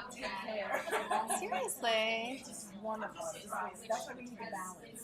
Oh, okay. All right, let's get started again. If everybody could just take your seats, get that last bit of coffee. All right, so we're gonna, one thing I wanted to add that somebody brought up, really important, back to this slide about being a qualifying family member, and I need to add it to this slide actually. For purposes of immigration, children are considered under 21 and unmarried. And when we're talking about applying for a qualifying family member, your client's children must be under 21 and unmarried at the time that the application is filed. So that is another deadline. Your first deadline to look at, most importantly, is 6 months from the date of expiration of the certification. But the other deadline that's really important, and hopefully we flagged it for you in your case summaries, but if any of your children, your client's children, are coming up on their 21st birthday, you need to file the application before they turn 21. And hopefully they are unmarried, and have a conversation with your client and maybe with their children abroad about remaining unmarried. If they get married, they're no longer going to be considered children. Yes? Does that include if they get married after you file? Yes, I believe so. I think they need to remain unmarried. You know what? I'm not sure, because they can age out and be over 21, but I would just tell them not to get married until further counsel. Yeah. Is there anything determinative about what constitutes a legal marriage? So yes, what is a legal marriage? Good question. So for purposes of immigration, a marriage is legal if it is legal in the place where the marriage takes place. There are certain public policy things, like if it's a child marriage, that's usually not considered, or polygamous marriages usually aren't considered valid, but generally, if it's valid in the place where it happens, then it's valid for the purposes of immigration law. Okay, really good questions. And thank you so much for bearing with me with the game show questions, because this is the first time we've done that. And I really appreciate you guys being game, and you're really helping to point out too where we need to fix our hypo and our questions. So thank you. Okay, so employment authorization document. This is something that your clients are going to be asking you about constantly. Having a work permit is huge for the lives of our clients, because it means obviously that they can work, but also that they can get social security numbers, they can get state IDs, driver's licenses with a work permit. In immigration land, we're going to be calling it an EAD, Employment Authorization Document. As I'm going to be throwing that around, all it is it refers to the card, the actual work permit card that will get issued when your client gets deferred action.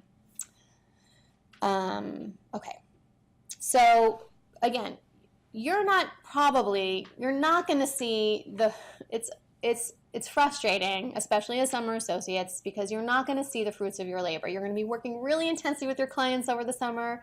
You're going to be talking to them a lot, putting together these applications, these documents, and then you're going to send it off, and then for 4 years, your client's not going to get anything, and you're not going to be in touch with your client. Hopefully your firm will, and we'll talk about that, but you personally, I mean, maybe when you come back to the firm you will, but if that happens, but it's going to feel a little frustrating. But I do want you to know that you are planting the seeds for your client having these very transformational benefits.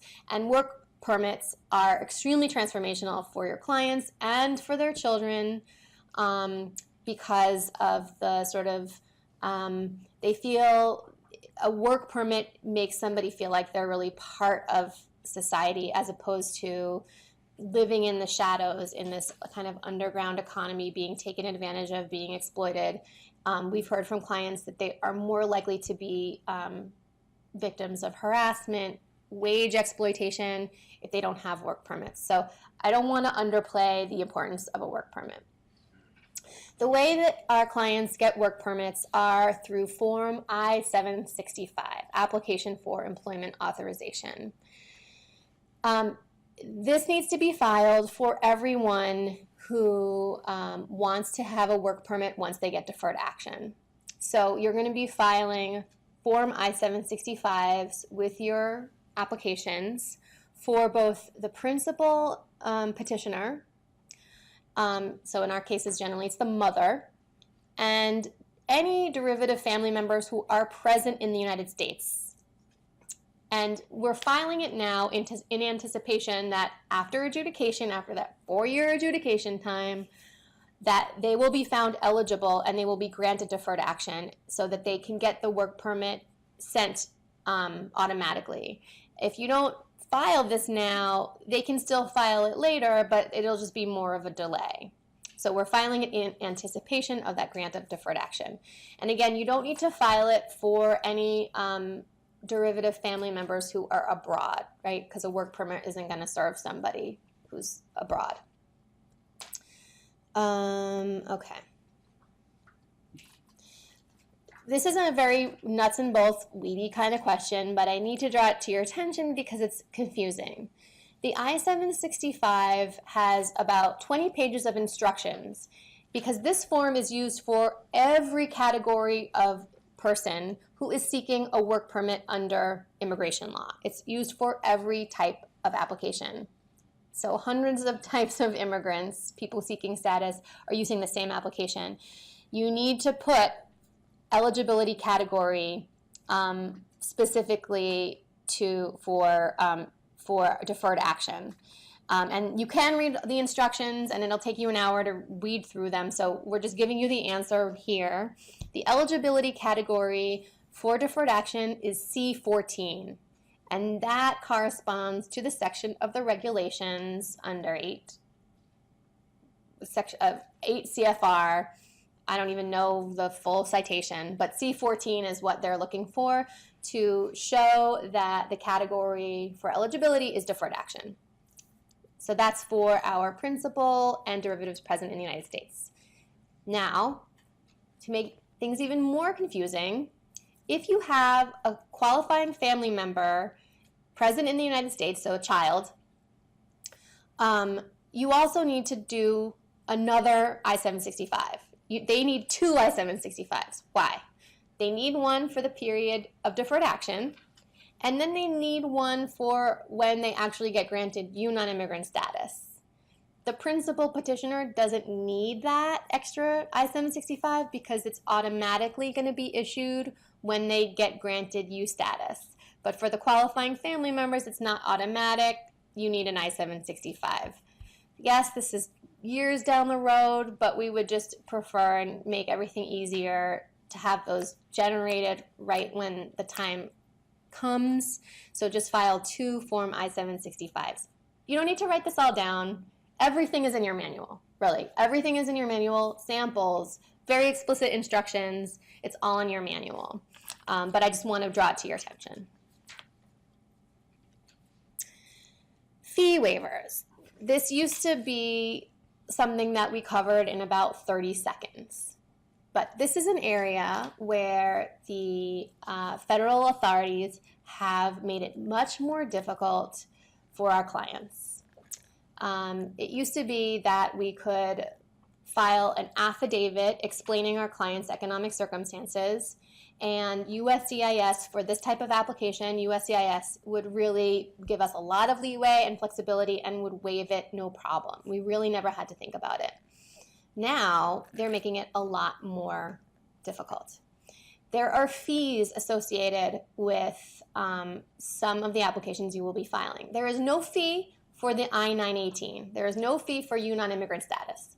But there are fees for that waiver of inadmissibility, and there are fees for the employment authorization applications. Hundreds of dollars, okay? It would be around $1,000 each if we didn't apply for fee waivers. And our clients are indigent and cannot afford that.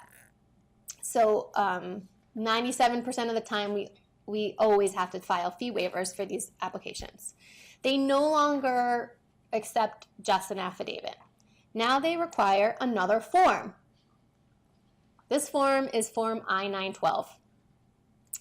Again, it's used for every type of immigration benefit for which somebody is applying for a fee waiver. And the standard for granting fee waivers is that the person has to show they make under 150% of the federal poverty level, or they can apply based on they receive means-tested benefits, public benefits, or they have some other financial hardship. We've been seeing really inconsistent adjudication. Sometimes we have a brother and a sister applying for a fee waiver, and they're putting forth the very same evidence, and one gets granted and one doesn't. It's extremely frustrating.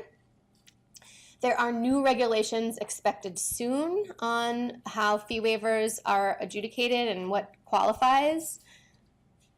For now, today, May 28, 2019, these are the 3 different bases to apply for a fee waiver. Receipt of means-tested benefit, and that has to do with the person herself, the principal petitioner. So not the children in the household, but the principal petitioner has to be getting a means-tested benefit. Household income is at or below 150% of the federal poverty guidelines, or financial hardship. And you can apply on all 3 bases if you need to. But they are proposing to get rid of that very first one, receipt of means-tested benefit. The government is saying that the threshold for qualifying for means-tested benefits throughout the different states and localities is too inconsistent, and they can't count on that as an indicia that the person can't pay the fee. So they are proposing to get rid of that. It hasn't happened yet, but we are bracing for it. So yet another change that could happen this summer. Okay. Well, let's go back to fee waivers for a second before we get into this question. Evidence for fee waivers, if it's a means-tested benefit, you need to have the letter from the Human Resources Administration, HRA. That's the agency that administers public benefits in New York City, or the Department of Health does Medicaid if it's Medicaid only. Most of our clients, because they have no status, will not be receiving means-tested benefits. So you need to be creative about other ways of showing their income. They also don't have work permits, so a lot of them are not working on the books. And sometimes they can get a letter from their employer. Sometimes the only possible thing that we can get is an affidavit from our client, and that's just going to have to be the evidence. We are having a hard time with fee waivers because we are also dealing with cases with deadlines, right? But be aware that the deadline for the submission, the 6-month deadline for the certification, that only applies to the I-918. And there's no fee for the I-918. So you don't need to worry about, like, is my fee waiver going to be rejected? I have this deadline. You can just submit everything. If the fee waiver gets rejected for the inadmissibility waiver and the employment authorization, that's okay, because there's no deadlines on those. You can submit those later. Do you know what I mean? Any questions about that? But again, yeah. Do you have to have a fee waiver in place before you file it? So we try to file everything together. It just makes everything easier. So when we're submitting our whole packet with the I-918, I-192, I-765, we do want to include the fee waivers with that, just so everything is sent off and it's hopefully all receipted in and accepted. But again, if the fee waiver gets bounced, don't panic, because you've made your deadline as long as you file the I-918, which has no fee. Does that answer your question? Okay. You can also submit tax returns as proof of income. We're really struggling with this, so it's challenging, and we'll work with you as best we can. Again, it might be changing, so again, another area to be in touch with your mentor about. I will say financial hardship is the one that gets rejected the most.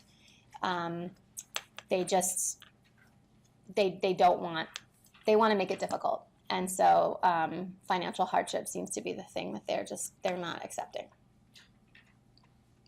Okay. All right. So remember Gladys. When she came to the U.S., she left her son behind in Mexico, and now he's aged 15. And she wants her son to eventually derive U status from her petition, so that when she gets her U status, he can get the U visa and come to the United States to reunite with him. So what forms do you need to file for him? I-918A only, that's the form for qualifying family member, Or do you need the I-918A, I-192, and I-912 for inadmissibility? Do we know enough, or do we think he's just not eligible at all? I know, everybody's looking back at the form. Yeah.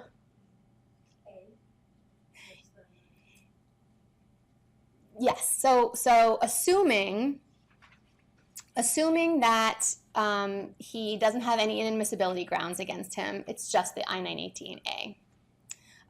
We could also say C, we don't know enough, because we don't know, we don't have information in the hypo about any criminal convictions that he might have. We don't know, I don't know if he's maybe come into the United States, tried to enter, been turned back. We don't know that much about him right now. So with what we know, it is the I-918 only. But I also would accept C. We don't know enough because we don't know that much. Yeah. So even if the derivative is outside the United States, would you want to also still file the work authorization? No. So the question is, if the derivative is outside the United States, do we still need to file work authorization? No. No, because the assumption is if they're outside the United States, they are going to wait, first of all, a very long time, and then they will have to process through the consulate to get their visa. And then once they're in the United States, then that's when we usually file for work authorization. Yeah, good question. What did I give you last time? You need a prize. What did I give you? A pen? Oh, you don't have any. Oh. Tope? Tope. Okay. All right. Okay, so any questions about that? All right. Now we're going to talk about the big picture again with the timeline. And we're going to be a little bit more specific this time in terms of what you're going to be doing this summer. We anticipate that within a week of getting your case file, and our case files from Her Justice will include a summary of the case, so a narrative about the client and the relevant background information, and also a summary of the forms that need to be filed, any inadmissibility grounds that we have identified, any other issues or problems, any other deadlines. So we will have flagged that for you. And then you'll also receive all the information, the documents that we've collected. So their identity documents, birth certificate, passport. We will give you a copy of the certification.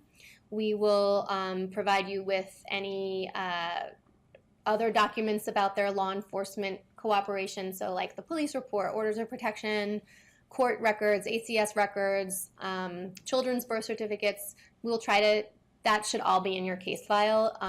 If we were able to obtain it, we will give it to you.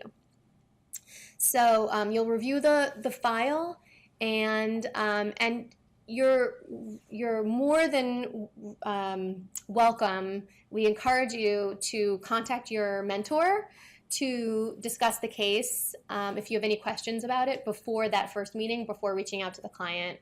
But we do hope that you will contact the client relatively soon after you get the case file, within that first week, because they've just been waiting to meet you and get started on their cases. So they're really anxious and eager to start working with you. You'll sign the retainer. And then just a word about that first meeting. We don't always think about these things, but for example, these large buildings where we work are really hard to navigate for clients. They may not know where your office is, so when you call them for that first appointment, just make sure that they know how to get to your office. Make sure they know what to bring with them. Let them know, there will be an interpreter. Hopefully you're calling in the client's language so they'll understand. Maybe send someone downstairs to greet them, just because these elevator banks are super confusing. And also let your client know that they will be asked for their identification, so they should bring their passport, and just let them know that will happen, just so that they're not intimidated or taken off guard, just because even just getting into some of these buildings, I know I sometimes am like, where do I go? What's happening? Especially with these elevators that don't have buttons. Okay. So you'll sign the retainer with the client or the engagement letter, and then you're going to explain the process to the client. So let her know you'll be having several meetings over the course of the next few weeks. Figure out what your schedules are. Does she work? What days does she work? What days does she have childcare? Maybe set up the next tentative appointment. You will be in that first month or two that you're working together, you'll be doing all the work with her. So interviewing her, potentially getting supporting affidavits. Not every case needs supporting affidavits, so I don't think that that's required. Most of the time, we're just submitting with our client's own affidavit and any other documentary evidence we can get. You're gathering evidence, preparing affidavits, and you're filling out all the forms, the waivers, and you are filing with the VSC. VSC stands for Vermont Service Center. That is the agency, the specific physical agency where all of these applications are sent. They are all sent to the Vermont Service Center, and they must be received by that 6-month deadline. So it's not enough to put it in the mail. It's not enough that FedEx has it. It must have been delivered to USCIS, the Vermont Service Center, within those 6 months. Okay, so this is the address. Again, this is all in your manual, all of our sample materials, but I did just want you to know it's a special unit within the Vermont Service Center called the VAWA unit, the Violence Against Women Act unit. And those adjudicators are specially trained to adjudicate these cases. Because of the backlog, because they receive so many, they also sometimes outsource them to other service centers. So it is possible that at some point the case would be transferred to like the Nebraska Service Center or another service center, but they're only supposed to transfer them to adjudicators who have had special training in this particular type of petition. After you file, you want to make sure you save that FedEx delivery receipt or whatever trackable mail you use, because later on, years down the road, if immigration can test that you filed within the 6 months, you just want to make sure you have your own proof. They should also send you a receipt notice, and when you get the receipt notice, it will say date received, and you want to make sure that they received it within that 6-month deadline. Just make sure that that's in your records, it's in their records, nobody's going to make an issue about it, that it was received on time. Also, that receipt notice, the receipt notice is on Form I-797C. You don't really need to worry about that because that's just the form that immigration generates. It's just a boilerplate. It's just that's the form number that they use. But it's called a notice of action, and it's a receipt for the case. It also has a receipt number, an EAC number. You should give that to your client. Give a copy of the receipt notice to your client. You can use that receipt notice to check in on the case. They're going to give you a number of receipts, one for the I-918, one for the I-918A, one for the I-765, one for the waiver, right? You're going to get a number of them for each application that you filed. The only one that you can track your case with, because of confidentiality, the Violence Against Women Act VAWA unit can't put it in the automated system for the I-918, so you're going to use the I-765, the employment authorization receipt to track using the website. And it's just going to say for a very long time, we've received your case and it's being adjudicated, and that's it. But it's helpful to have it. It's helpful to tell your clients that they can check it, even though nothing's going to happen on their case for an average of 50 months. You can also get automatic case updates if you sign up for them as the attorney of record. We didn't talk about this, but the other form that needs to be filed, and again, this is in your manual, is called the G-28. It's the notice of appearance as attorney. So that is a really important document because USCIS will only correspond with the person whose name is on the G28. If you need to call them for any reason about the case, they will ask for your G28 and they will only release information to the person whose name is on the G28. But again, anybody can go in and use the USCIS website to check the receipt. So your clients can do that themselves too. Okay, so you've filed, you've gotten your receipts, you've checked the date that it's before the expiration of the certification, and about a month after filing, your client is going to get a biometrics notice. So they have to go to a specific center. It's on Varick Street for cases that are filed in New York, in Manhattan. And they have to go and they have to get fingerprinted and photographed. And that's what immigration is going to use to do their background check.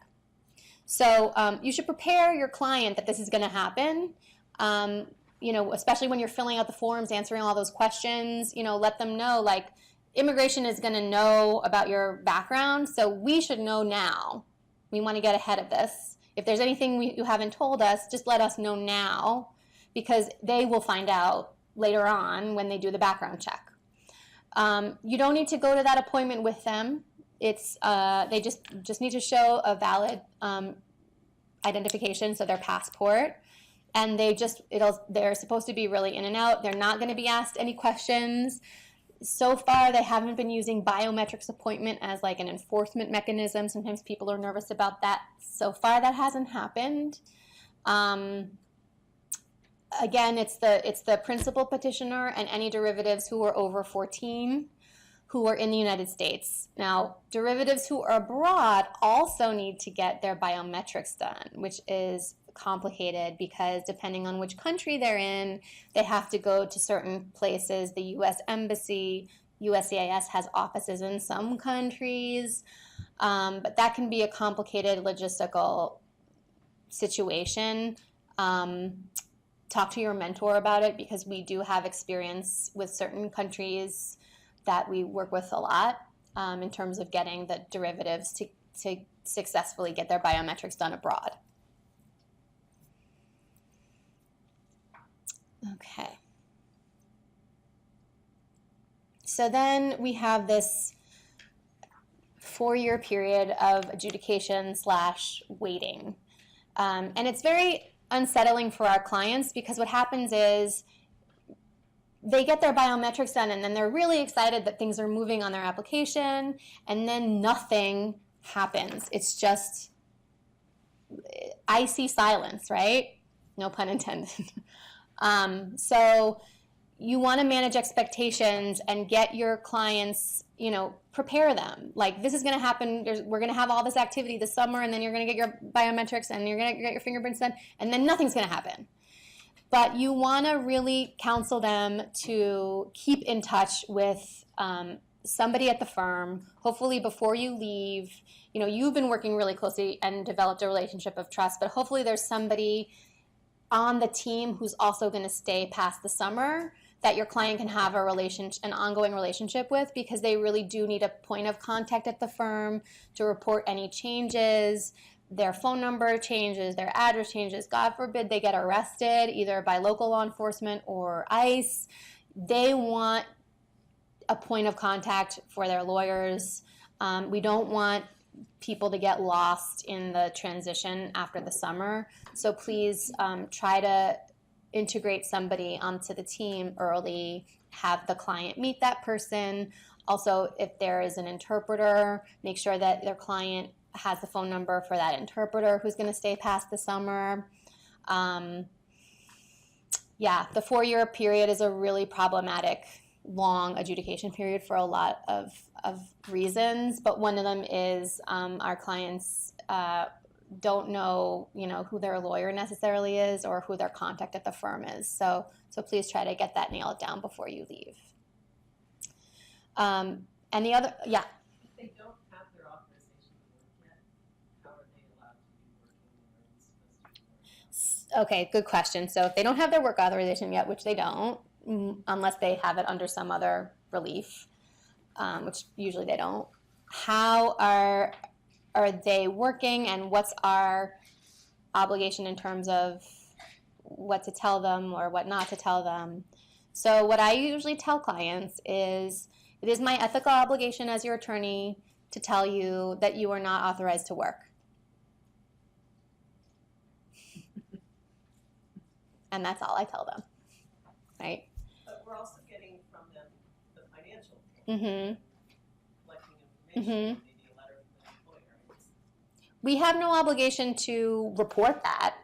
If we know that they're working, we know that they're unauthorized to work. The government obviously will know that they're working.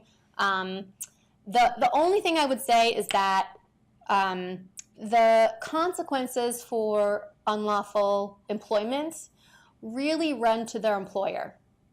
So that's why they often aren't going to be able to get a letter from their employer. If they are able to get a letter from their employer, we need to be careful about what information is in that letter. Because, right, we don't want their employer to get in trouble for employing somebody who isn't authorized to work. So that's a really good issue to flag and to talk to your mentor about. And it's also an evidentiary problem for us trying to get these fee waivers, trying to get evidence for these fee waivers. It puts us in a really murky situation. I mean, there's no straightforward answer here, because the way the laws and the system is puts our clients in a really impossible bind in terms of how they are supposed to survive. Are they permitted to file and pay taxes even if they aren't technically allowed to be working? Yes, they are permitted to file and pay taxes, and in fact, the IRS has developed a mechanism for them to do that called an individual taxpayer ID number, an ITIN number. And many folks who are undocumented and working pay taxes, pay into the system using this ITIN number. And we don't need to, advise our clients to do that. I don't want us to give any advice that is outside the scope of this particular training. We're not tax experts, so what I usually do is, if my clients, and they do, have questions about paying taxes, should I pay, shouldn't I pay, do I have to pay, we refer them to a low-income taxpayer clinic. And I can certainly help you do that if your client has those issues and brings those issues to you.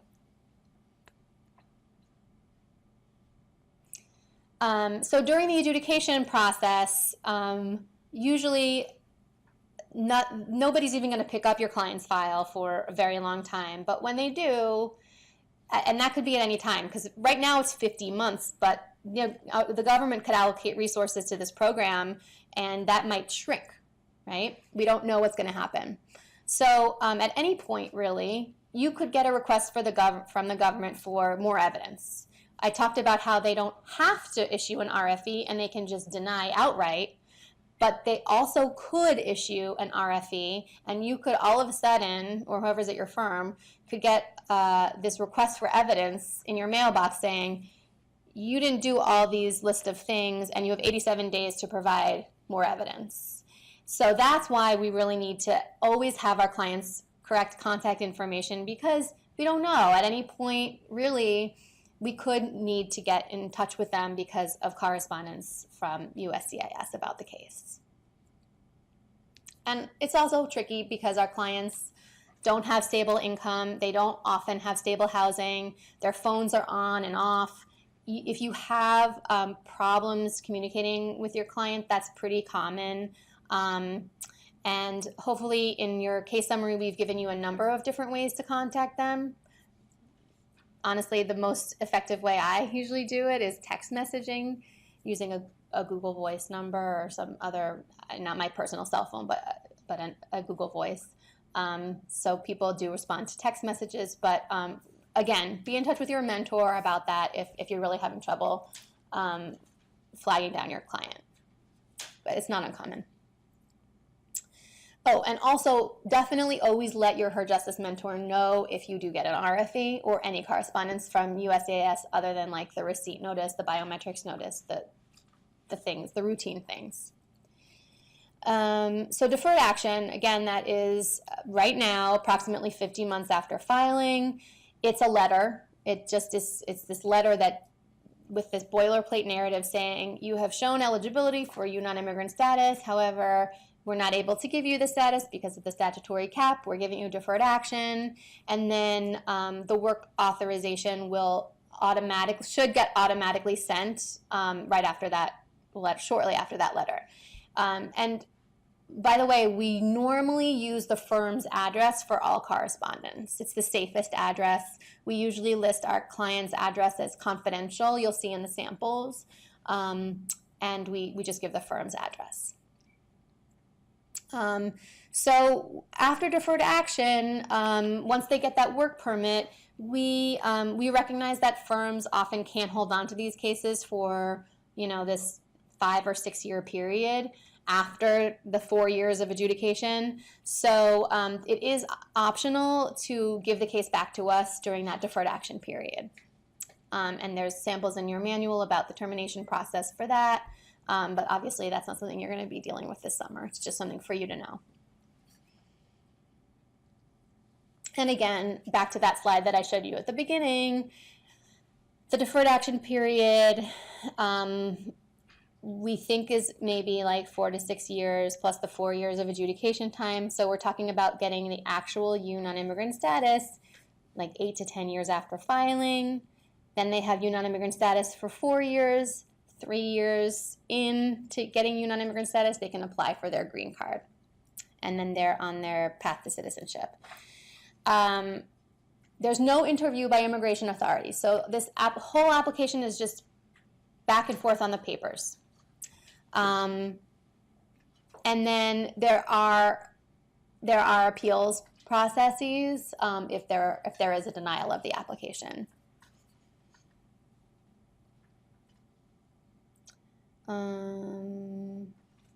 Okay, after approval of non-immigrant status, then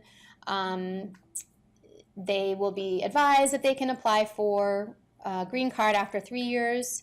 Her Justice does do those applications, so often what we'll do is when somebody is eligible to adjust their status to lawful permanent resident, we'll go back to the firm and see if the firm wants to do that process. And then if not, we'll try to get other representation for the person. They have to establish 3 years of continuous presence in the United States and must reestablish admissibility or basically just show that they haven't done anything that could prevent them from getting their green card. It's discretionary. Again, travel limitations. There are a lot of risks to traveling before they have their lawful permanent residence.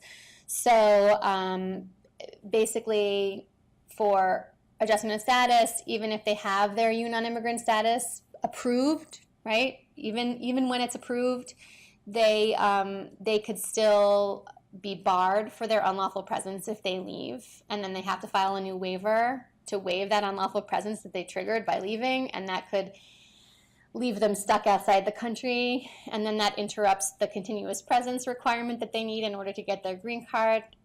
It's a lot. But basically, if they leave, even if they have non-immigrant status, they are at risk of putting their status in jeopardy. Okay, so resources. The immigration website is actually a really good resource. All the forms, we recommend that you always download your forms from the website because those are the most updated forms. And they also have case tracking information. If there are any memos that come down or new policy things that come down, we will let you know. We will send an email to your firms, a blast email letting you know what the new policy changes are, but also sometimes it will be somewhere on the website, maybe not immediately apparent, but it will be somewhere on the USCIS website. Immigration court. If you're ever worried that your client maybe has an in absentia order and didn't tell you, we didn't catch it, we didn't do a background check, we didn't do a FOIA, Freedom of Information Act request, which we do a lot, and which you could end up doing if we didn't do it for you. They have a really good automated hotline for immigration court, which is this number. And as long as you have the client's alien number, A number, the alien number is the identification number that gets assigned to everyone who basically is in the system. Most of our clients who have never had any applications filed for them or any contact with immigration, they don't have an A number. But if they have ever been in the system, they do. And that's all you need to put in and find out if they have a removal order, when the removal order was issued, where it was issued, by which judge. If you're worried that for some reason your client might be in removal proceedings right now, call this hotline, put in their A number. It will tell you when their next court date is. So that's another source of information. Obviously, if any of that happens, you want to call your mentor first. There is a hotline and an email line for attorneys only. So again, this is only for people who have a G28 on file with USCIS, but if there's any issue that you need to call the Vermont Service Center and speak with somebody at USCIS to iron anything out, there is a hotline for attorneys only and an email inquiry line. I would recommend, though, that before you go ahead and do that, you talk to your mentor about whether it's really necessary or whether it's something that's, something weird is going on, but it's system-wide. Okay? This is the list of all of the mentors and their email and phone numbers. But again, in your case opening report, and a letter from us, sort of us formally placing the case, assigning the case to you, your specific mentor will be, their information will be there. And you should definitely reach out to them at any point really in the representation, but definitely before you file, we want to see everything that you are preparing to file. And we also want a copy. After you file, we want a PDF of the whole thing for our records as well. Okay. Anything else? Any questions at this point? We finished a little early, so that's good, but I am perfectly willing to, yes, questions, yes. For clients who have children that were born here, are they allowed to dual track another process? Yes. Are they allowed, if a client has children who were born here, are they allowed to do another process? Yes. So especially with all this long adjudication period, right? What if our client gets married to a U.S. citizen or something? Immigration law allows you to apply for however many remedies you think you are eligible for. But don't assume that just because your client married a U.S. citizen that they will be eligible to adjust status and get their green card based on that. Because like I said, if our clients entered without inspection, if there are other inadmissibility grounds, the U is very generous about allowing them to waive those things, but other types of immigration relief are much more strict. So if that happens, if something happens in the lives of your clients and they think they're eligible for something else, we call your mentor, and the mentor will either have a conversation with the client or refer the client to another lawyer to assess whether they are indeed eligible for that. But regardless of whatever else they are eligible for, you can still keep the U petition pending, and should as a backup. Anything else? Well, thank you so much for your attention, for participating, for sitting here and listening. And we really look forward to working with you, and we hope you have a really great summer. Thank you. And don't forget to please do your evaluation and sign out. Mike has the sign in and the sign out form.